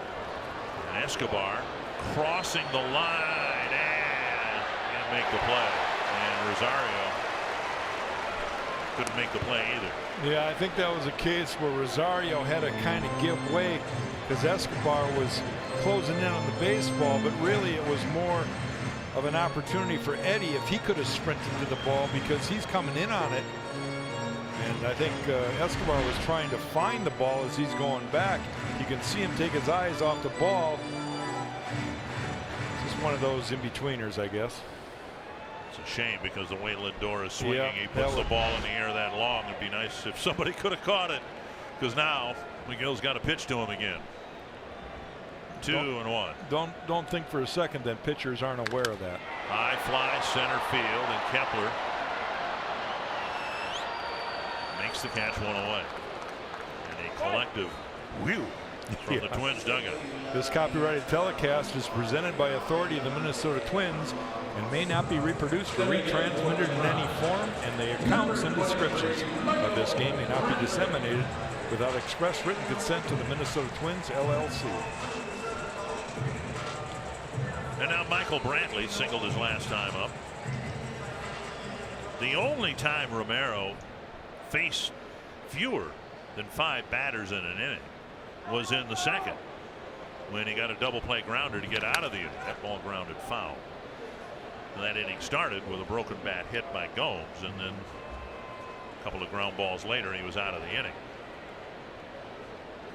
Well, thank goodness for some early run support. The Twins have had a couple pitchers. Odorizzi had a battle in Detroit and keep the team in the game. Lynn pitched a good game that he ended up losing because of one bad pitch. And quite honestly, Berrios had a battle in that game that the Twins ended up losing. So it hasn't been easy. Kyle Gibson pitched a gem yesterday. 1-1 to Brantley. There's a call strike. When you think about it, though, just think what Romero has given the Twins in the absence of Irvin Santana, who had a setback. And we don't know how long he'll be out yet. He hasn't thrown a pitch for the Twins this year. What he's done is he's given his team confidence that they can win the game. It's to left. This time Rosario chasing it, and it comes back to him. Ooh, a little juggling act that looked like from in and out of the glove, but he kept it in. 2 down. Yeah, you're right. I mean, some of the outings have just been jaw-dropping. Some of them have just been competent. But given what he's been asked to do, step into the rotation without the Twins ace even throwing a pitch yet this year, it's been really important. I think the guys come to the ballpark knowing that this guy's got really good stuff. If they get him some little run support and he's got a little room for error, they're going to win a ball game. And it's kind of the way we stand right now. Matt McGill on the hill, and he's done well his last few outings, and going to be asked to pitch maybe 2-3 innings here and bridge the gap to later in the ball game. 1-0. Check swing, but a called strike.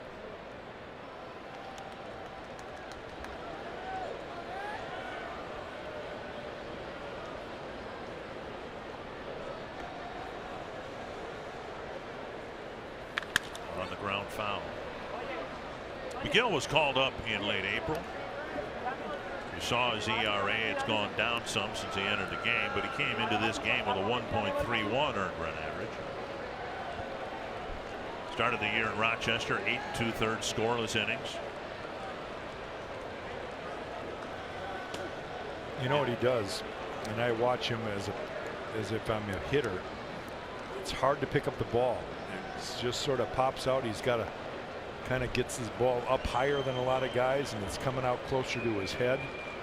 But he rolls his shoulders a little bit, and you know it's not easy to pick up the ball right away. Fly to right center. Kepler back near the track, and now on the track.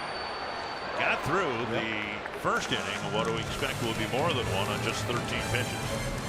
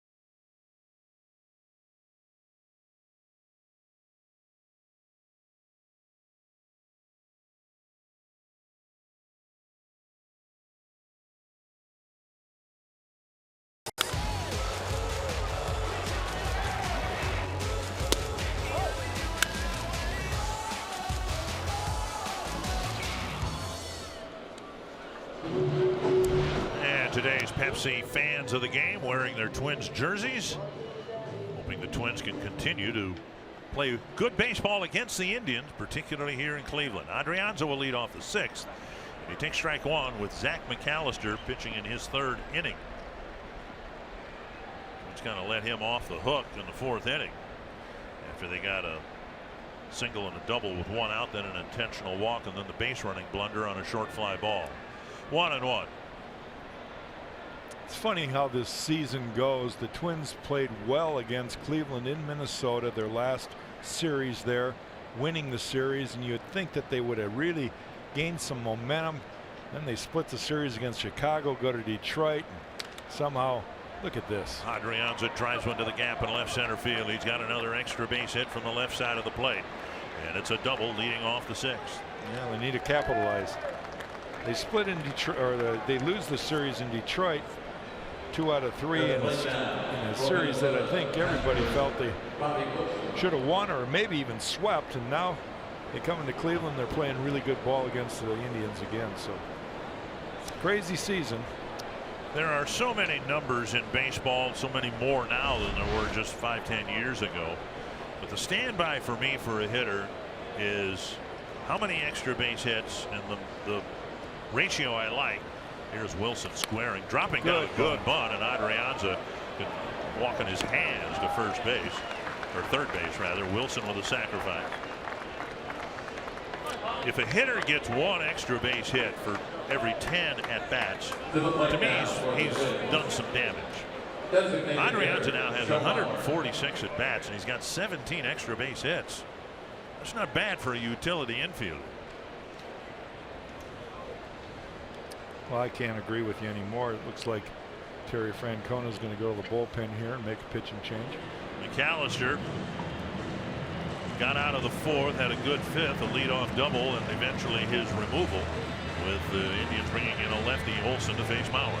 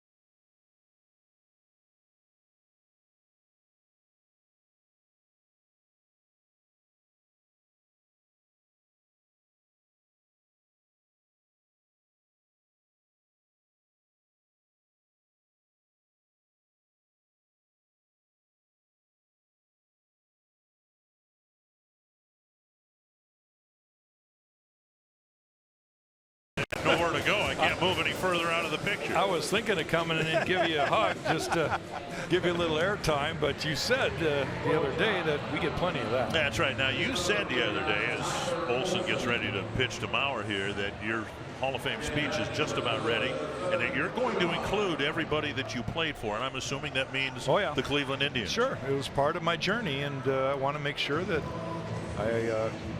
I cover that too. Infield is brought in here with Mauer at the plate. Olson, who pitched a third of an inning last night, trying to get the left-handed batter out. Joe's barreled up 3 swings today and has 2 hits, and the other one knocked out the starting pitcher Carrasco. Down and away, ball 1. Such an important run out there at third base right now for the Twins. Mauer's had a real good game so far, scoring on a base hit, eventually scoring in the first inning, and then a base hit, hitting ball hard in the 4th inning. 1-0 to Mauer. The Indians have 2 left-handed relievers, and we've seen them both. They do not have the left-handed reliever they want, and that's Andrew Miller. Well, it's Andrew Miller bobblehead day here at Progressive Field in Cleveland. Very nice crowd again today. Miller's expected to be out for a good little while yet with a knee issue. 2-0. Now 3-0 with another lefty, Rosario, on deck. I got to believe Paul Molitor is just delighted to have this guy back in the lineup. These are the situations that he loves Joe to be in, because he takes, and Paul describes it all the time, as professional at bats. He's got a very good eye. He has a game plan, whether it's a righty or a lefty on the mound. And a 4-pitch walk will fill first base, and now Rosario with runners in the corners and 1 out. Olson pitched him quite carefully there. That might have been one of those unintentional intentional walks. And now Rosario, who has walked, singled, and doubled. And then on the downside, of course, the bad base running play and the bad throw. Otero getting loose. He pitched an inning and 2/3 last night. That's why I'd expect the Indians to have to make a roster move to get their backsides covered in tomorrow's game. They've got Adam Plutko, who's not the established veteran Kluber and Carrasco are, and he's going to make the start tomorrow. Big spot here for Rosario. He tends to like big spots, and a base hit to right field. His 3rd hit of the ball game. And the Twins get the next run. It's 6-3. Well, first pitch hitting again Eddie's not letting him get ahead if he sees something he likes. And I've said this all along. He goes up to the plate to hit the baseball. And that's not the greatest pitch to hit, but he's seeing it so well that it makes it look easy. A breaking ball down in a way that he's able to pull to right field with authority and score that runner at third. Here's Escobar. Twins looking for more. First and second, still only one out.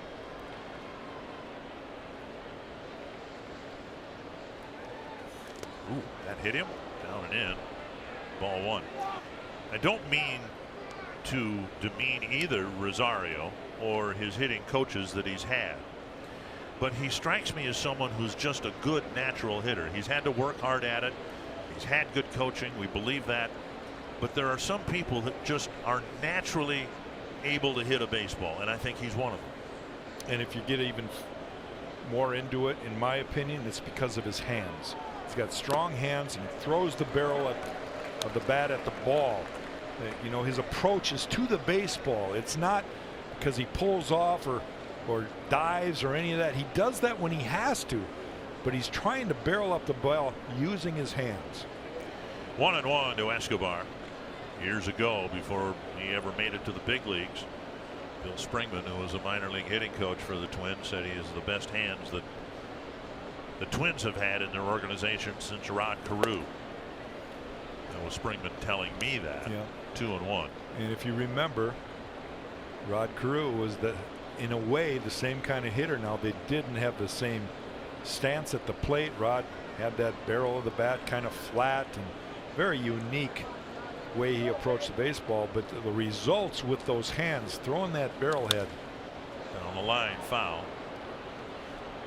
Well, and we don't want to speak of Rod's hand or wrist strength in the past tense. You look at him now with everything that he's gone through, he still looks like he could rip a phone book in half. He's got big hands.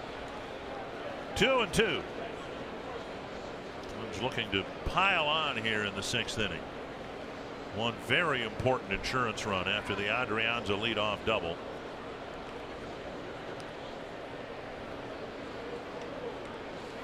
Two and two.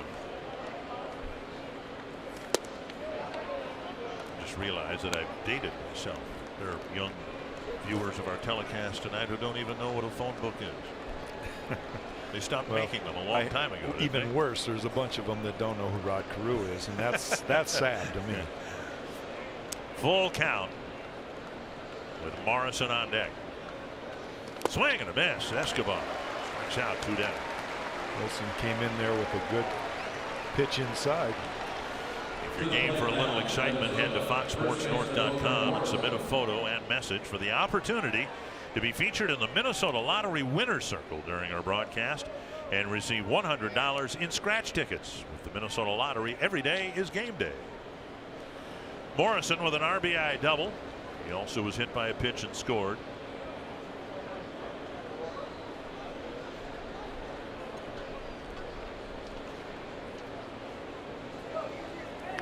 Skied out of play. Morrison having a difficult time in his first year with the Twins, but you can't blame it on an inability to hit left-handed pitching. He's struggled against lefties, but he's hitting .224 against them. He just hasn't hit against lefties. .224, no home runs, 3 doubles, 5 runs batted in. 1 strike. Inside, almost dropped that elbow to get hit. 1-1. Well, maybe hopefully we're seeing some positive signs that Logan's going to start getting in the groove a little bit. Got a double off the wall that just missed being a home run and an RBI in the second inning. Paul Molitor liked his at-bats last night in the ball game. Inside, and it's 2-1.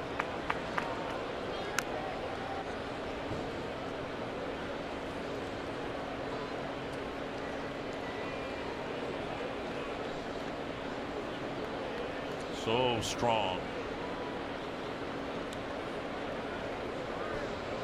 And hoping to deliver a big 2-out hit here in the 6th. And now 3-1. Dozier on deck. Activity in the Cleveland bullpen. You saw Otero. Yesterday. Warmed well, but I think we got a shot of him warming up out there as well. And it's like with the other left-hander now. With Dozier due up next, we might see a pitching change. Big pitch here for Olson. 3-1 to Logan Morrison.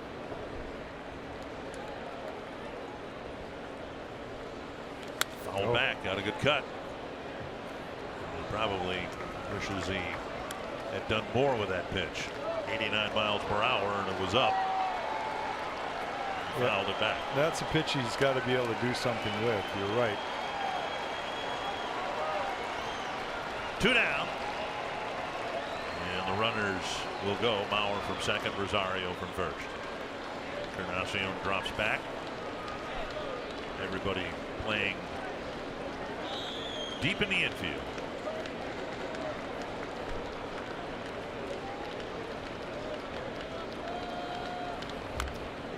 Stayed alive. Fouling off on a check swing, what would have been ball 4.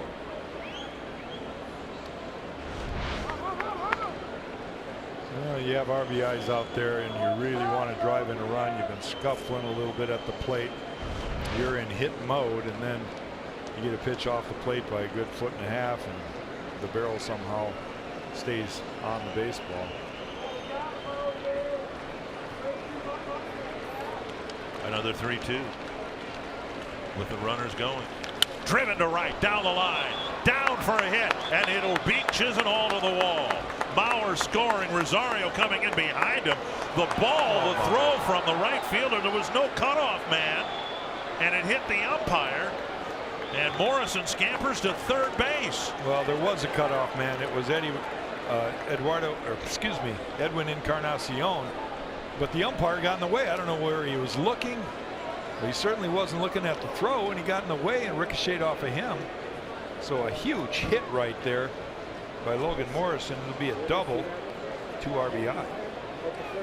3-run inning, an error charge to Chisenhall. He threw it down the line, and I mean, Encarnacion's got to be closer to the right fielder than that, doesn't he? Yeah, he does. He's kind of just sort of moving in, and the second baseman, quite honestly, should be the cutoff man, and Edwin's the secondary cutoff man in case he misses the guy that's supposed to go out there. Big 2-out double for Morrison. It's at least a 3-run inning, and now Dan Otero.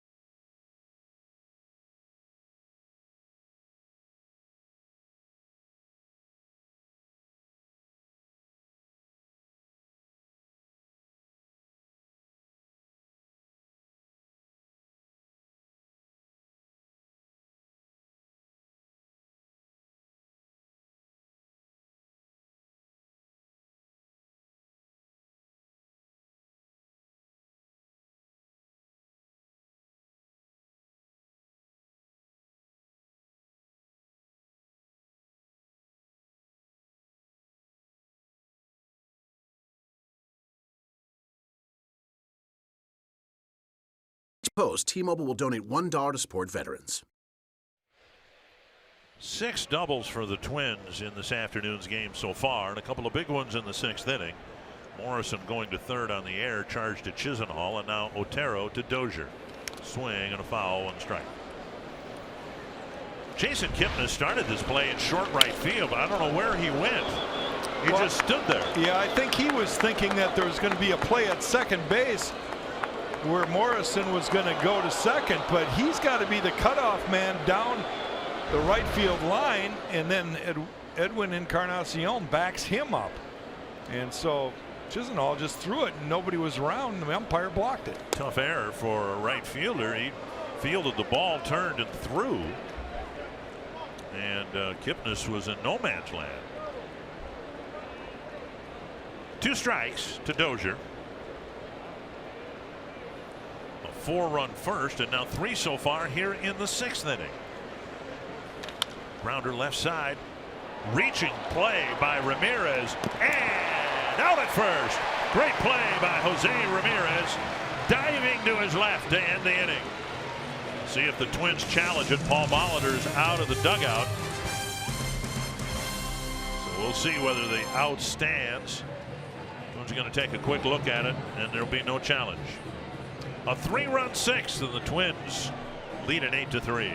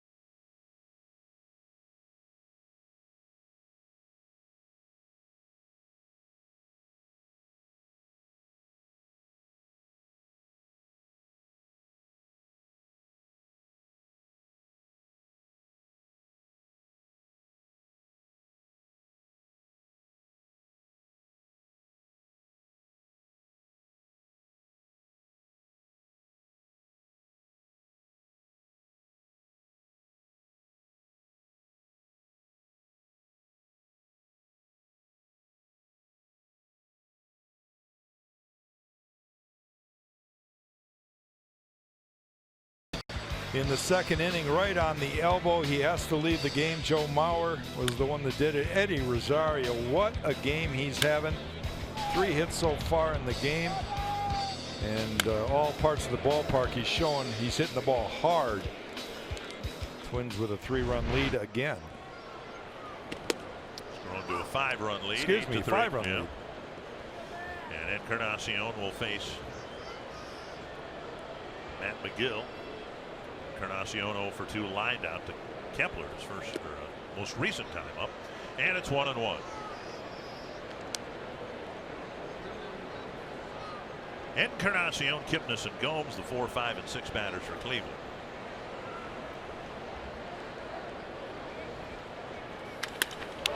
To the glove of McGill, and he makes the play, 1 down. And he motions to the dugout, I'm fine, got me right in the glove, 1 down.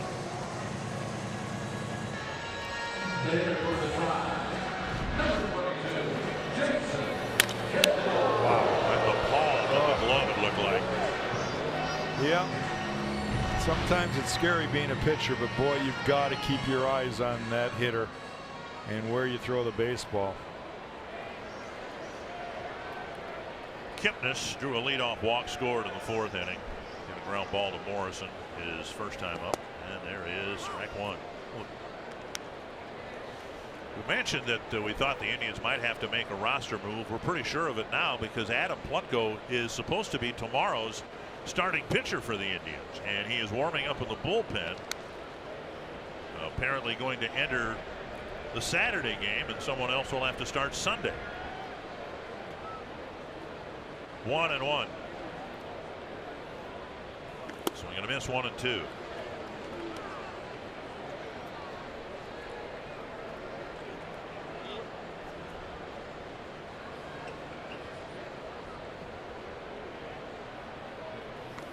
very high. Seems like McGill, whenever he pitches out of the strike zone, the next pitch is in the strike zone.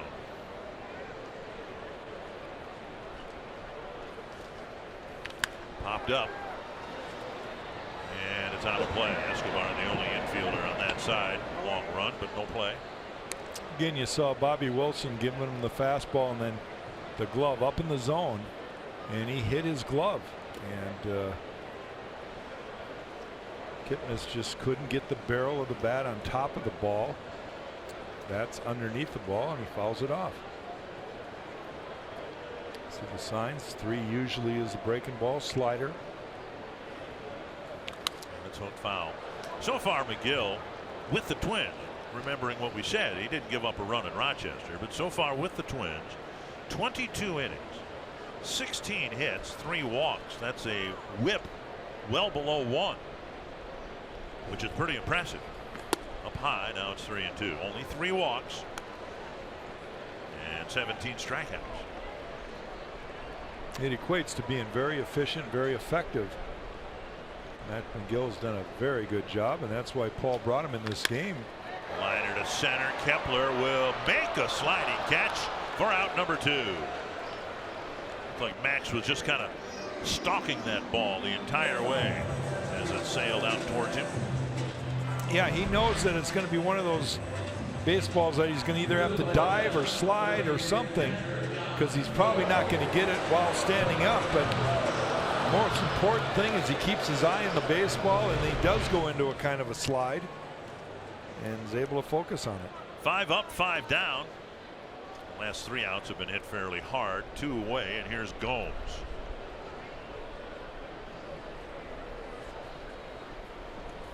High fly, right field. In fact, it won't even make it to the outfield grass. Morrison under it, and another efficient inning for McGill. He's gotten 6 outs, throwing just 25 pitches.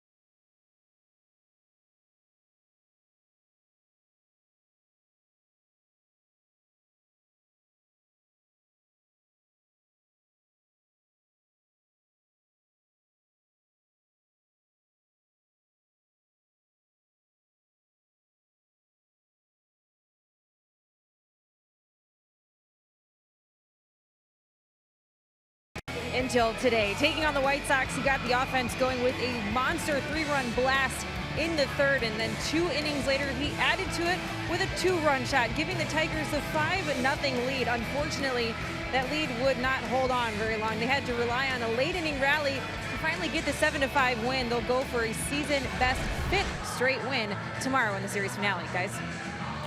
All right, thank you, Audra. 8-3 the Twins as they come to the plate here in the 7th inning. Plutko was supposed to start on Sunday. He will not. He will finish. The Indians hope he'll finish today's game. 26 years old. 4 prior starts. Few relief appearances.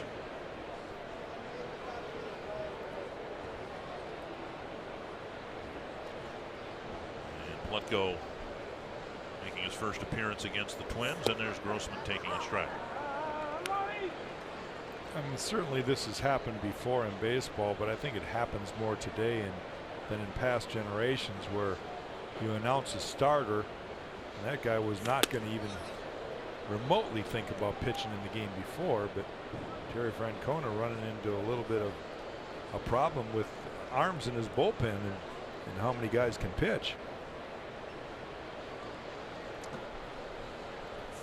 And Otero pitched an inning and 2/3 yesterday. They got one out of him, so he might be done for the series. Yeah. Tomlin pitched 2 innings last night. He might be available tomorrow. Twins saw a pitcher by the name of Shane Bieber at Target Field in the opener. And Bieber was effective for 4 innings, but the Twins kind of caught up with him in the 5th and 6th. That was the one game that the Indians won at Target Field. Jake Odorizzi had a really rough outing in that game. 2-2 to Grossman. Swing and a miss, came inside and got a swinging strike 3.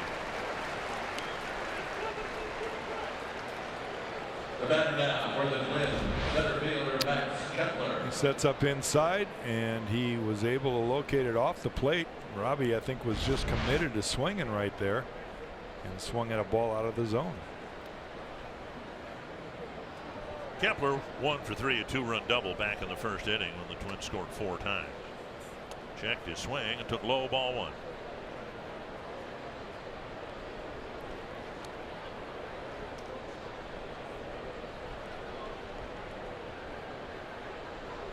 Rosario's had a big day. Escobar key hit early.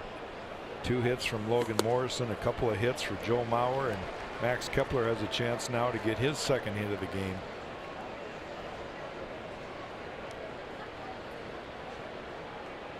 One and one to Kepler.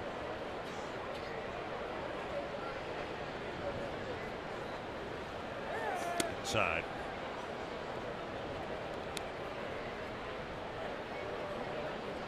Tigers won again today. They beat the White Sox 7-5. If this score holds, yeah, the Twins will pick up some ground on Cleveland, but so will Detroit. They'll only be 2.5 games back. Well, they won the last 2 games against the Twins in Detroit. Yeah, they won now the first 2 here in their series in Chicago. Shane Green's gotten saves in all 4 games. 2-2 to Kepler with 1 gone here in the 7th. Driven hard to center field. And making the catch on the run is Naquin. And the Twins have hit some bullets for some outs. So too have the Indians, but my goodness, that ball scalded. 2 away. You can't hit him much harder than this. Unfortunately, the ball's tailing back towards Naquin, who's running from left center field towards center field, and he's able to track it down. 2 down in the 7th, and now Adrianza. Big double to start the 6th inning. He slapped one up the gap in left center field. A walk, a hit, another double later, and the Twins had 3 big runs. This one popped down the left field line, and Brantley trots after it. And Plutko has a 1-2-3-7.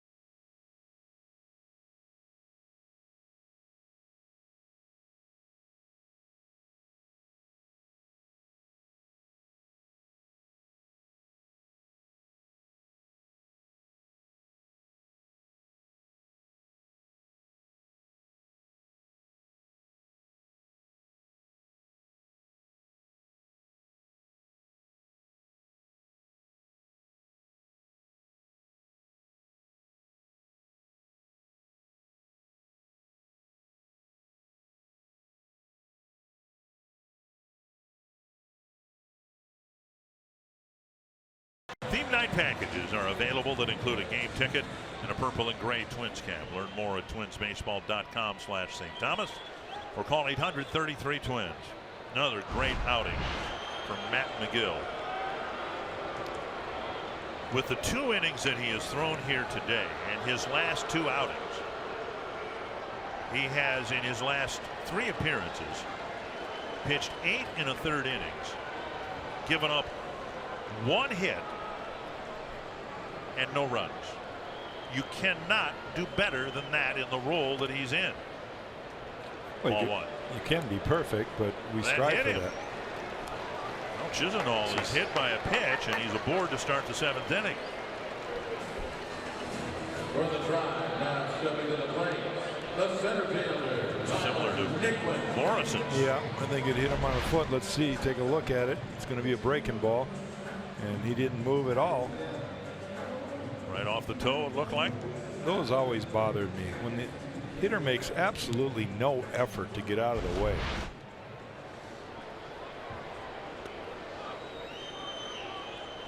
And it bothers you to this day. Well, you can see. I still need counseling over stuff like that. Here's Naquin, and he takes up high, ball 1.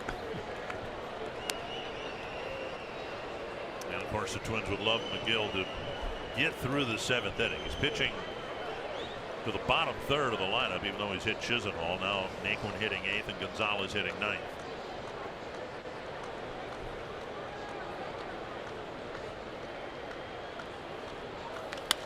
Little flare, short left, and Rosario with the catch, 1 away. 1 ground ball out. All the other outs have been through the air. To the plate now. Bring up Gonzalez. Number 9. Look at the pitch count. I mean, he's got 7 outs and 28 pitches. Beautiful. That's very efficient. Getting quick outs. He's not the only base runner allowed so far is Chisenhall, where he hit him in the toe. He's had a couple balls hit hard off of him, but outs are outs. And let the players behind you be involved in the game. Here's Gonzalez. Inside ball 1. 3 1/3 innings, his longest outing. That was against the Royals in Kansas City at the end of May. Nobody throwing in the Twins' pen, so he can get a double play here. He'd probably get another inning. Right, foul. Madison Reed scuffling right now. The Twins have relied an awful lot on Trevor Hildenberger, Zach Duke. Taylor Rogers has been in several games. He's been struggling himself. Had a little road bump yesterday, but Paul will use him in situations where need be.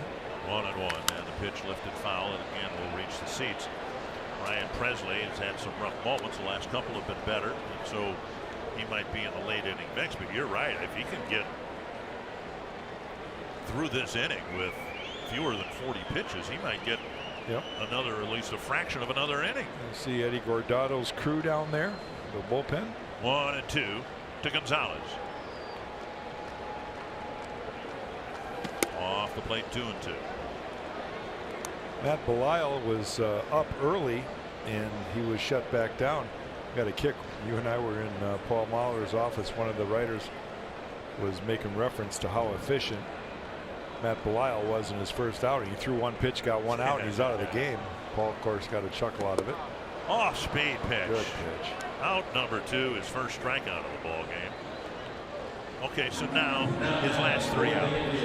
9 innings, 1 hit allowed.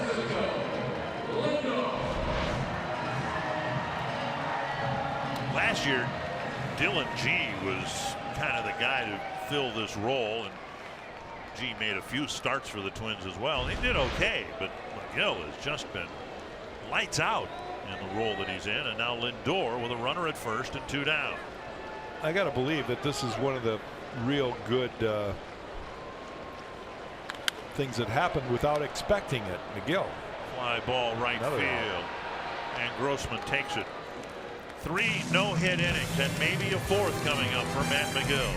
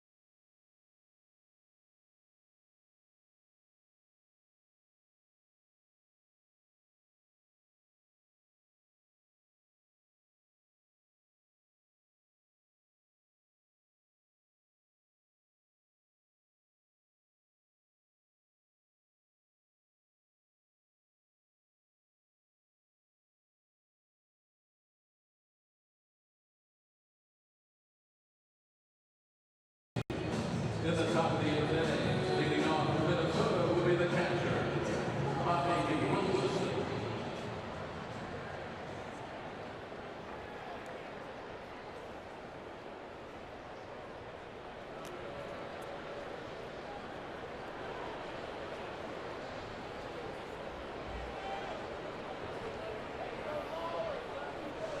All right, thank you very much. Plutko starting his second inning of work. Bobby Wilson on the first pitch lifts a lazy fly to center. Yank went under it. And Wilson's gone on one pitch. Matt McGill has been brilliant again here today. 3 innings, no hits. And Paul Molitor appreciating it. And McGill's in position, one would think, to pick up his first major league win.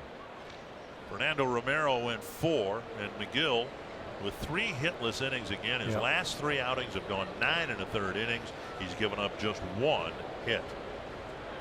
Got to be a great feeling. A young guy that's contributed here today, obviously, and deservingly in position to get the win.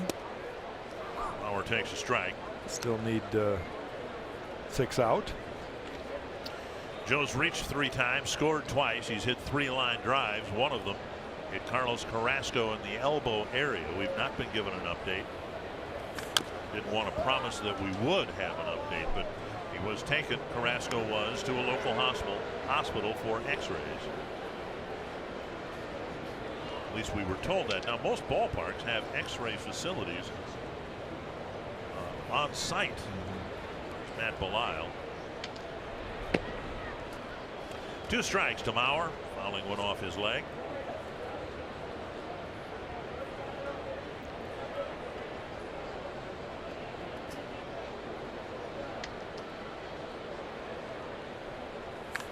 High fly, short left. Ramirez calls off everyone and makes the catch for out number 2. Bring up Rosario. Target Field's become a top choice for families in Twins territory celebrating birthdays, anniversaries, bachelorette parties, family celebrations of all kinds. You can schedule your special event in a fully catered Target Field hospitality space available for groups of 16 to over 250. Learn more at twinsbaseball.com/groups or call 800-33-TWINS. 2 away here in the 8th, and now Rosario. Drive to right field, and going back is Chisenhall at the wall. Have a day, Eddie Rosario. What a day. First pitch again. He walked in the first inning and scored. Since then, he's gotten 4 hits on, I don't believe, more than 5 pitches. Unbelievable. What a day for Eddie Rosario.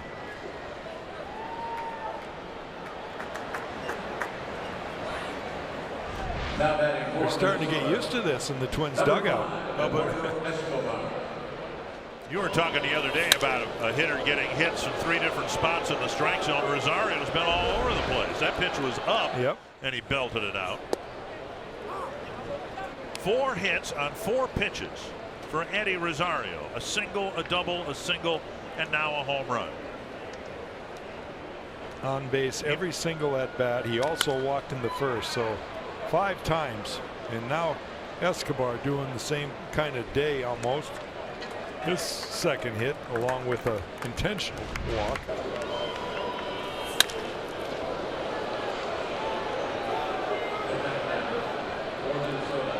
So Rosario's walk was a big one in the first inning, but he apparently decides he doesn't like this walking business, because he's picked up 4 hits on 4 pitches since he drew the first inning walk. And he's a young guy. Look at that, 8th career 4-hit game already.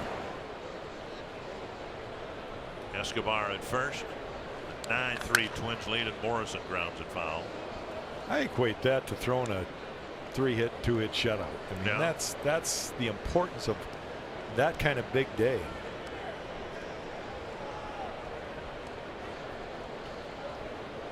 The problem with a day like that is it overshadows what he did last night, when he hit a first inning home run that really set the tone. Later doubled and scored. Well, he was only 2 for 4 yesterday. That's what I'm saying. But how big were those hits in the ball game last night? Especially the first one off Kluber. Kind of set the tone and sent possibly the Cy Young Award winner. At least he looks like he is at this point in the season. Corey Kluber out of the game early. And Morrison takes ball 1. And the lead continues to grow for the Twins. It's now 9-3. Final game of the series tomorrow. In advance of that series finale tomorrow, the Indians will have gotten exactly a total of 6 1/3 innings from Kluber and Carrasco.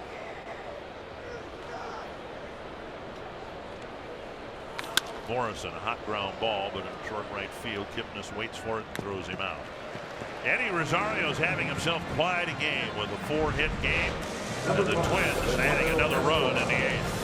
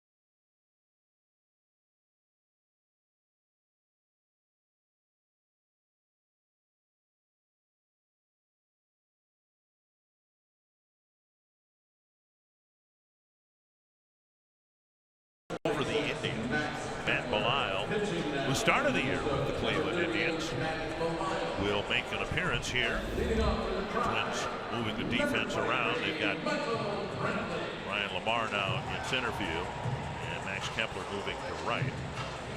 That means Robbie Grossman's out of the game. And Brantley, Ramirez, and Encarnacion will face their former teammate Matt Belisle.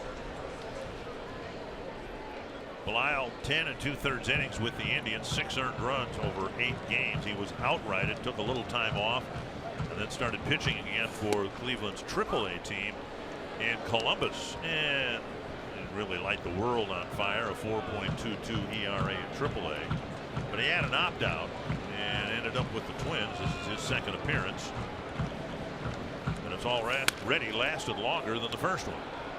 Brantley grounds to the left side, and Escobar throws him out 1 down.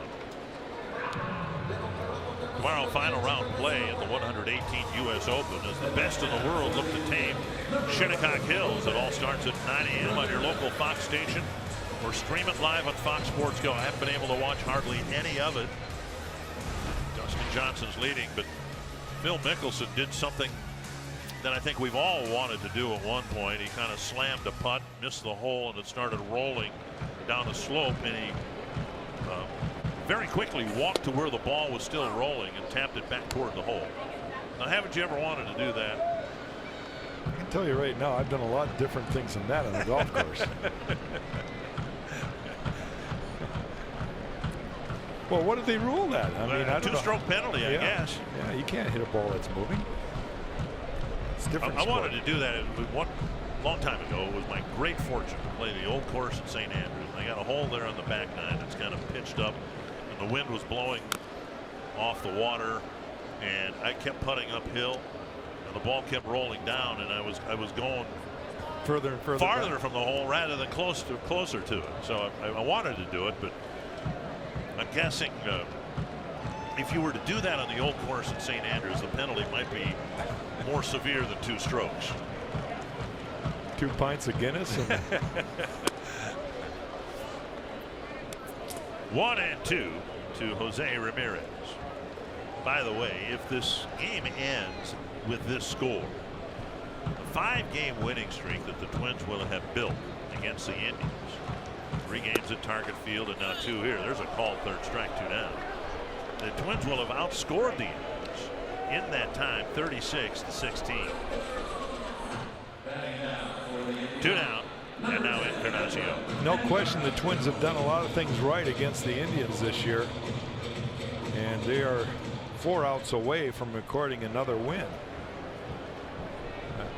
Matt Belisle in the game, 2 quick outs. That guy right there having a big day, Eddie Rosario. The win almost certainly would go to McGill. The decision will come from the official scorer, whoever that is here. 1-0 to Encarnacion. And with the lead what it is, Belisle might be asked to pitch a couple innings and wrap things up here. Yeah, why not? Let him finish off the game as long as he's not struggling. You build his confidence back up a little bit. 1-1 to Encarnacion.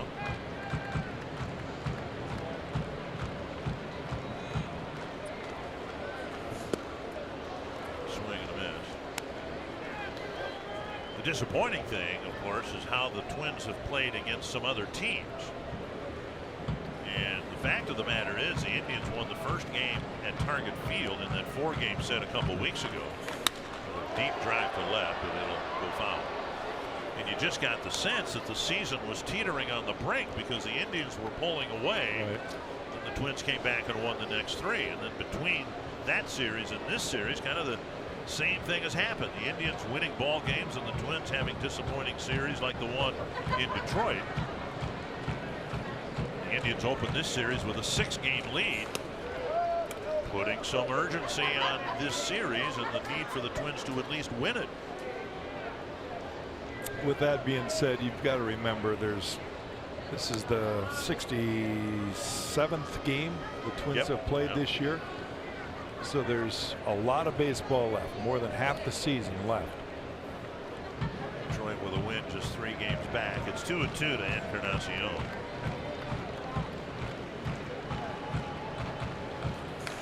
And a base hit. Beating the ship, poking a single to center field.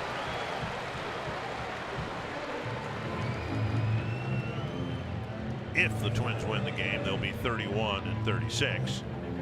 A few games off of last year's pace at this time. Last year, after 66 games, the Twins were 34-32.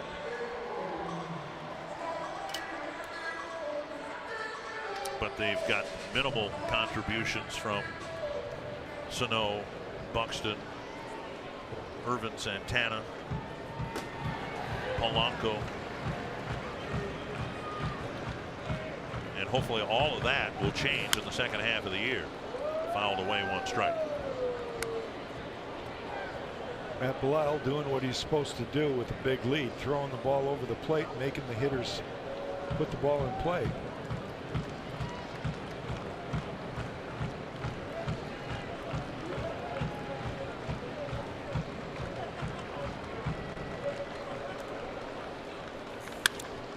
Base hit to right with 2 down. First and second 2 away for Yan Gomes.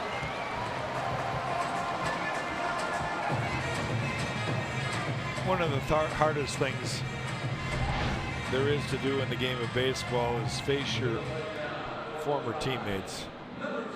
Everybody knows what you're capable of. There's no secrets out there. You've both got to execute, whether you're the hitter or the pitcher. But I always found it really difficult to face my friends. Must have gone through that when the Twins played the Tigers. So much had changed around you with the Tigers in your final years there in terms of personnel. High pop-up backing out of play, but Trammell was still playing, wasn't he, in '92? Yeah, there was Trammell and Whitaker were still there. There was Parrish and Gibson, Herndon, they were all gone. Well, Belisle, it's not like he's got a whole lot of equity built with the Cleveland organization. But no, but they know him. Right, right. You know, he came from this organization. One strike to Gomes, who's trying to put one in the seats here, trying to get the Indians back in the game. They're down by 6. All the way, 2 strikes. Velocity still sitting in the low 90s. Belisle, who was the closer for what turned out to be a playoff team last year. The Twins, of course, revamped their bullpen, bringing in the likes of Reed and Rodney and Duke. Didn't have room for Belisle, but that's changed now in the middle of June.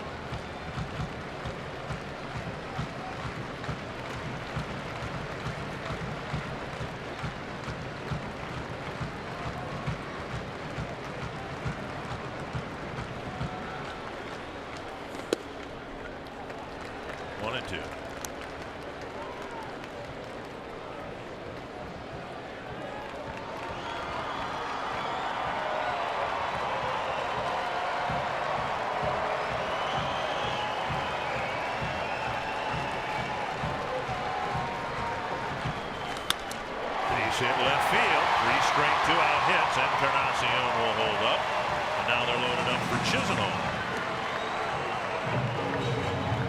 Brantley and Ramirez were retired fairly quickly, but now 3 straight singles. Well, you saw that he wanted to go up in the zone, but Gomes is ready for that ball up there. None of these base hits have been cheap ones either. They all been hit hard, but he only needs 1 out now.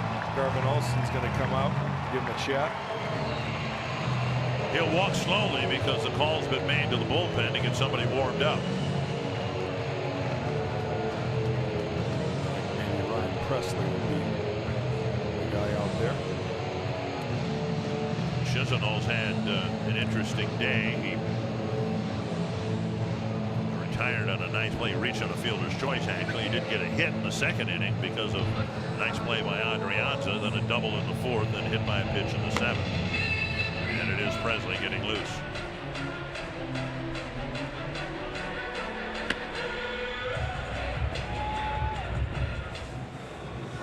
Now working through the bottom 3rd of the Indians lineup.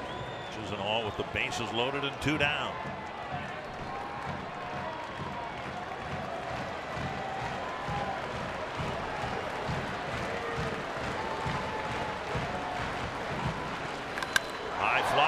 Center field. Lamar calling for it, and he makes the catch on the warning track. The Indians with 3 hits, they leave the bases full, and it is a scoreless 8th.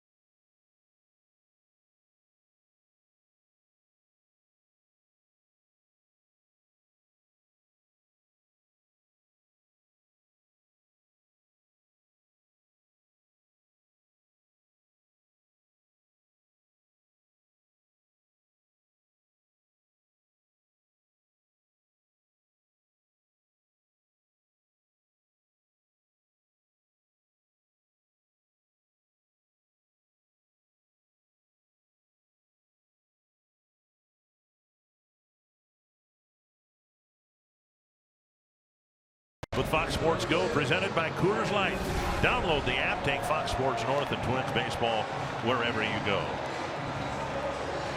Well, we've seen it happen the other way far too many times. We've got a position player pitching for the Indians.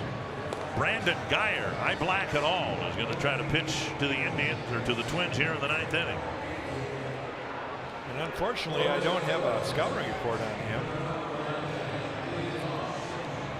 And he'll face Taylor Motter, who will be making his Twins debut. Motter hitting for Dozier.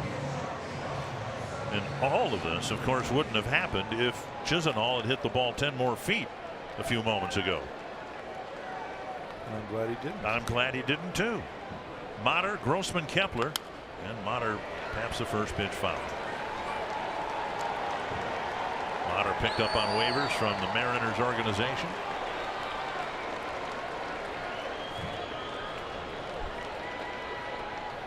Inside, 1-1. Now, if Geyer really wanted to kind of make this quirkiness even quirkier, he'd hit somebody, because that's what he's known for, being hit. That's the first thing that everybody comes. He may, because it's not that easy. Bouncer to third, and Ramirez fires across. Motter retired, one away. And the fans, who haven't had much to cheer about here, applaud Geyer retiring Motter. Something you can't relate to. I can't imagine if you're a position player. It's a Robbie Grossman spot in the order, but it's Lamar, of course, who will hit. A position player hitting against another position player. There's a drive to left to the corner, and the ball caught by Allen. I think Allen's out there in left field now. Just talking with Derek Falvey about this this morning, and how last year Chris Jimenez made 6 appearances before the All-Star break, and then thankfully I don't think he made another one. But you worry about a valued position player injuring himself, because this isn't something they're used to doing.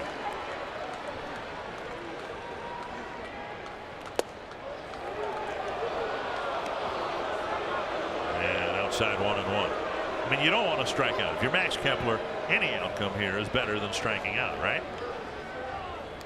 There's a fly ball to center. Easy inning. 78 miles per hour, and on 8 pitches, he pitches a 1-2-3 9th inning.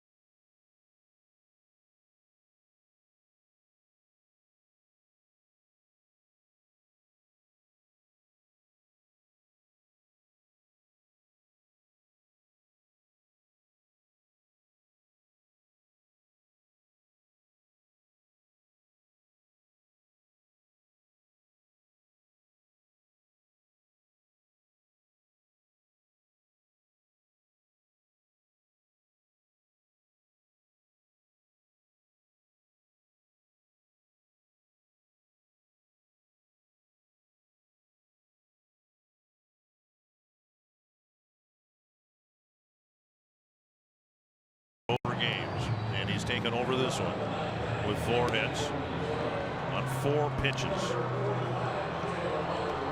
And Taylor Motter in the field now at second base.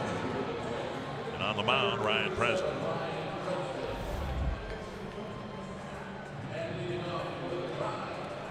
Presley's had a couple good outings in a row, and a chance here for him to finish off the Indians and get the Twins 4 games out of first place.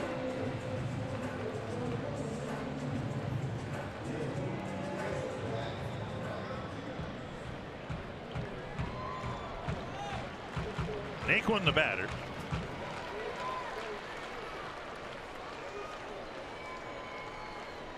Fastball off the plate. Matt Belisle was fortunate to get through the inning after 3 solid hits, but he retired the side without a run, and now it's fair down the line. Naquin will have an extra base hit.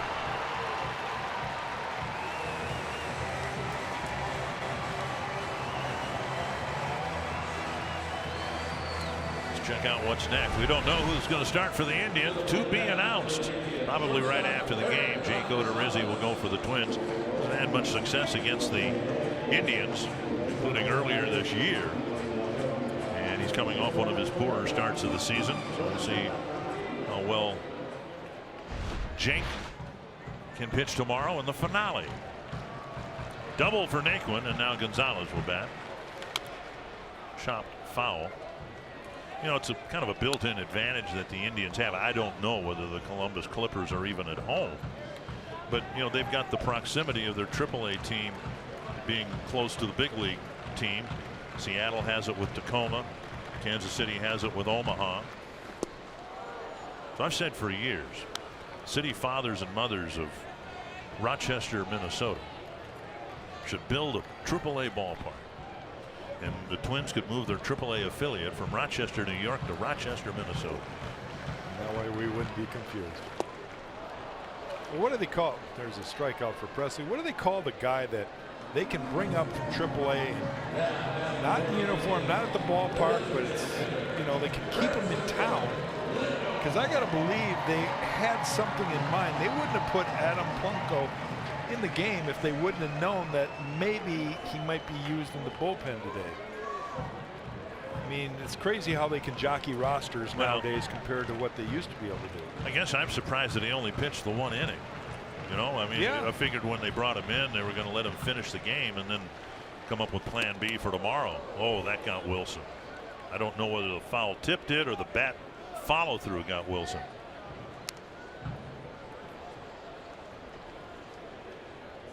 He got one the other day in the Adams apple. Right on top of the helmet. Back of the swing. See, his backswing comes way around him. Thank goodness he's wearing a helmet. And to think that, you know, catchers wearing helmets is a fairly recent phenomenon. They used to just wear caps. Well, they were so much hotter to wear, and you get midsummer and it's in the 90s. I mean, you're sweating so much. You've got all that extra gear. Joe's telling Barrios what that feels like, I'm sure.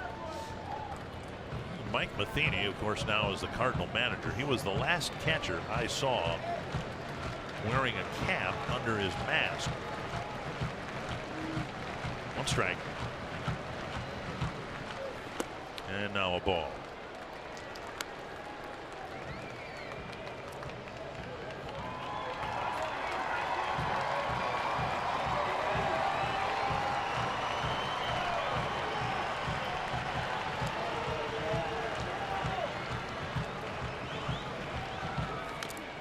Miss.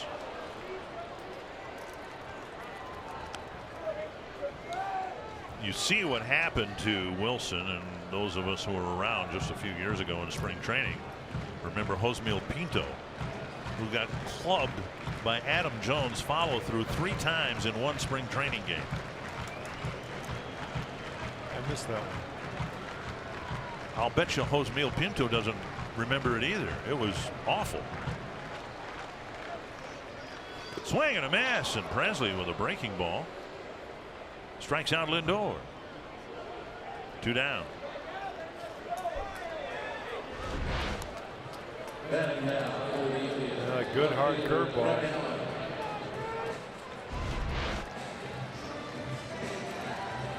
Two down.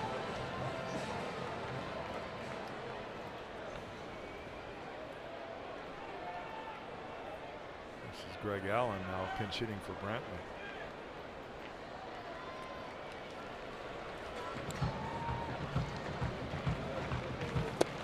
Fastball on the outside corner. This is a good inning for Ryan Presley. Naquin just kind of slapped a double down the opposite field line. But Ryan needs outings like this where his stuff once again is overpowering. Two fastballs at 97 on the outside corner. We've seen a really good hitter in Lindor wave at the breaking ball for a strikeout. Well, I'm not going to throw him a breaking ball here. He hasn't hit a fastball. Why not just keep pounding him there? Don't get tricky. He throws him one and gives him a chance. And Wilson took another one, this time from Allen's bat. You can't wait for the ice bath. There's an off day tomorrow in the schedule, and Wilson will probably get the day off tomorrow. This time off the front of the mask.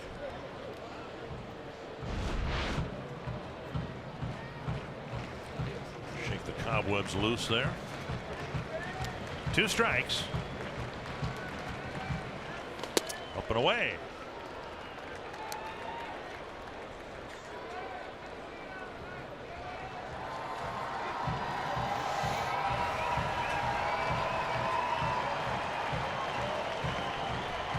They've had some fun in Cleveland this weekend so far.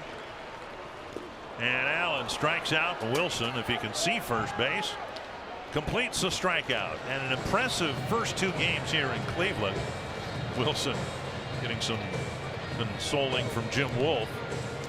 And the Minnesota Twins have beaten the Cleveland Indians 5 times in a row by a combined score of 36-16. Just a good all-around game. Good offense. Great day for Eddie Rosario, for Joe Mauer, for Eduardo Escobar. Good day for Logan Morrison.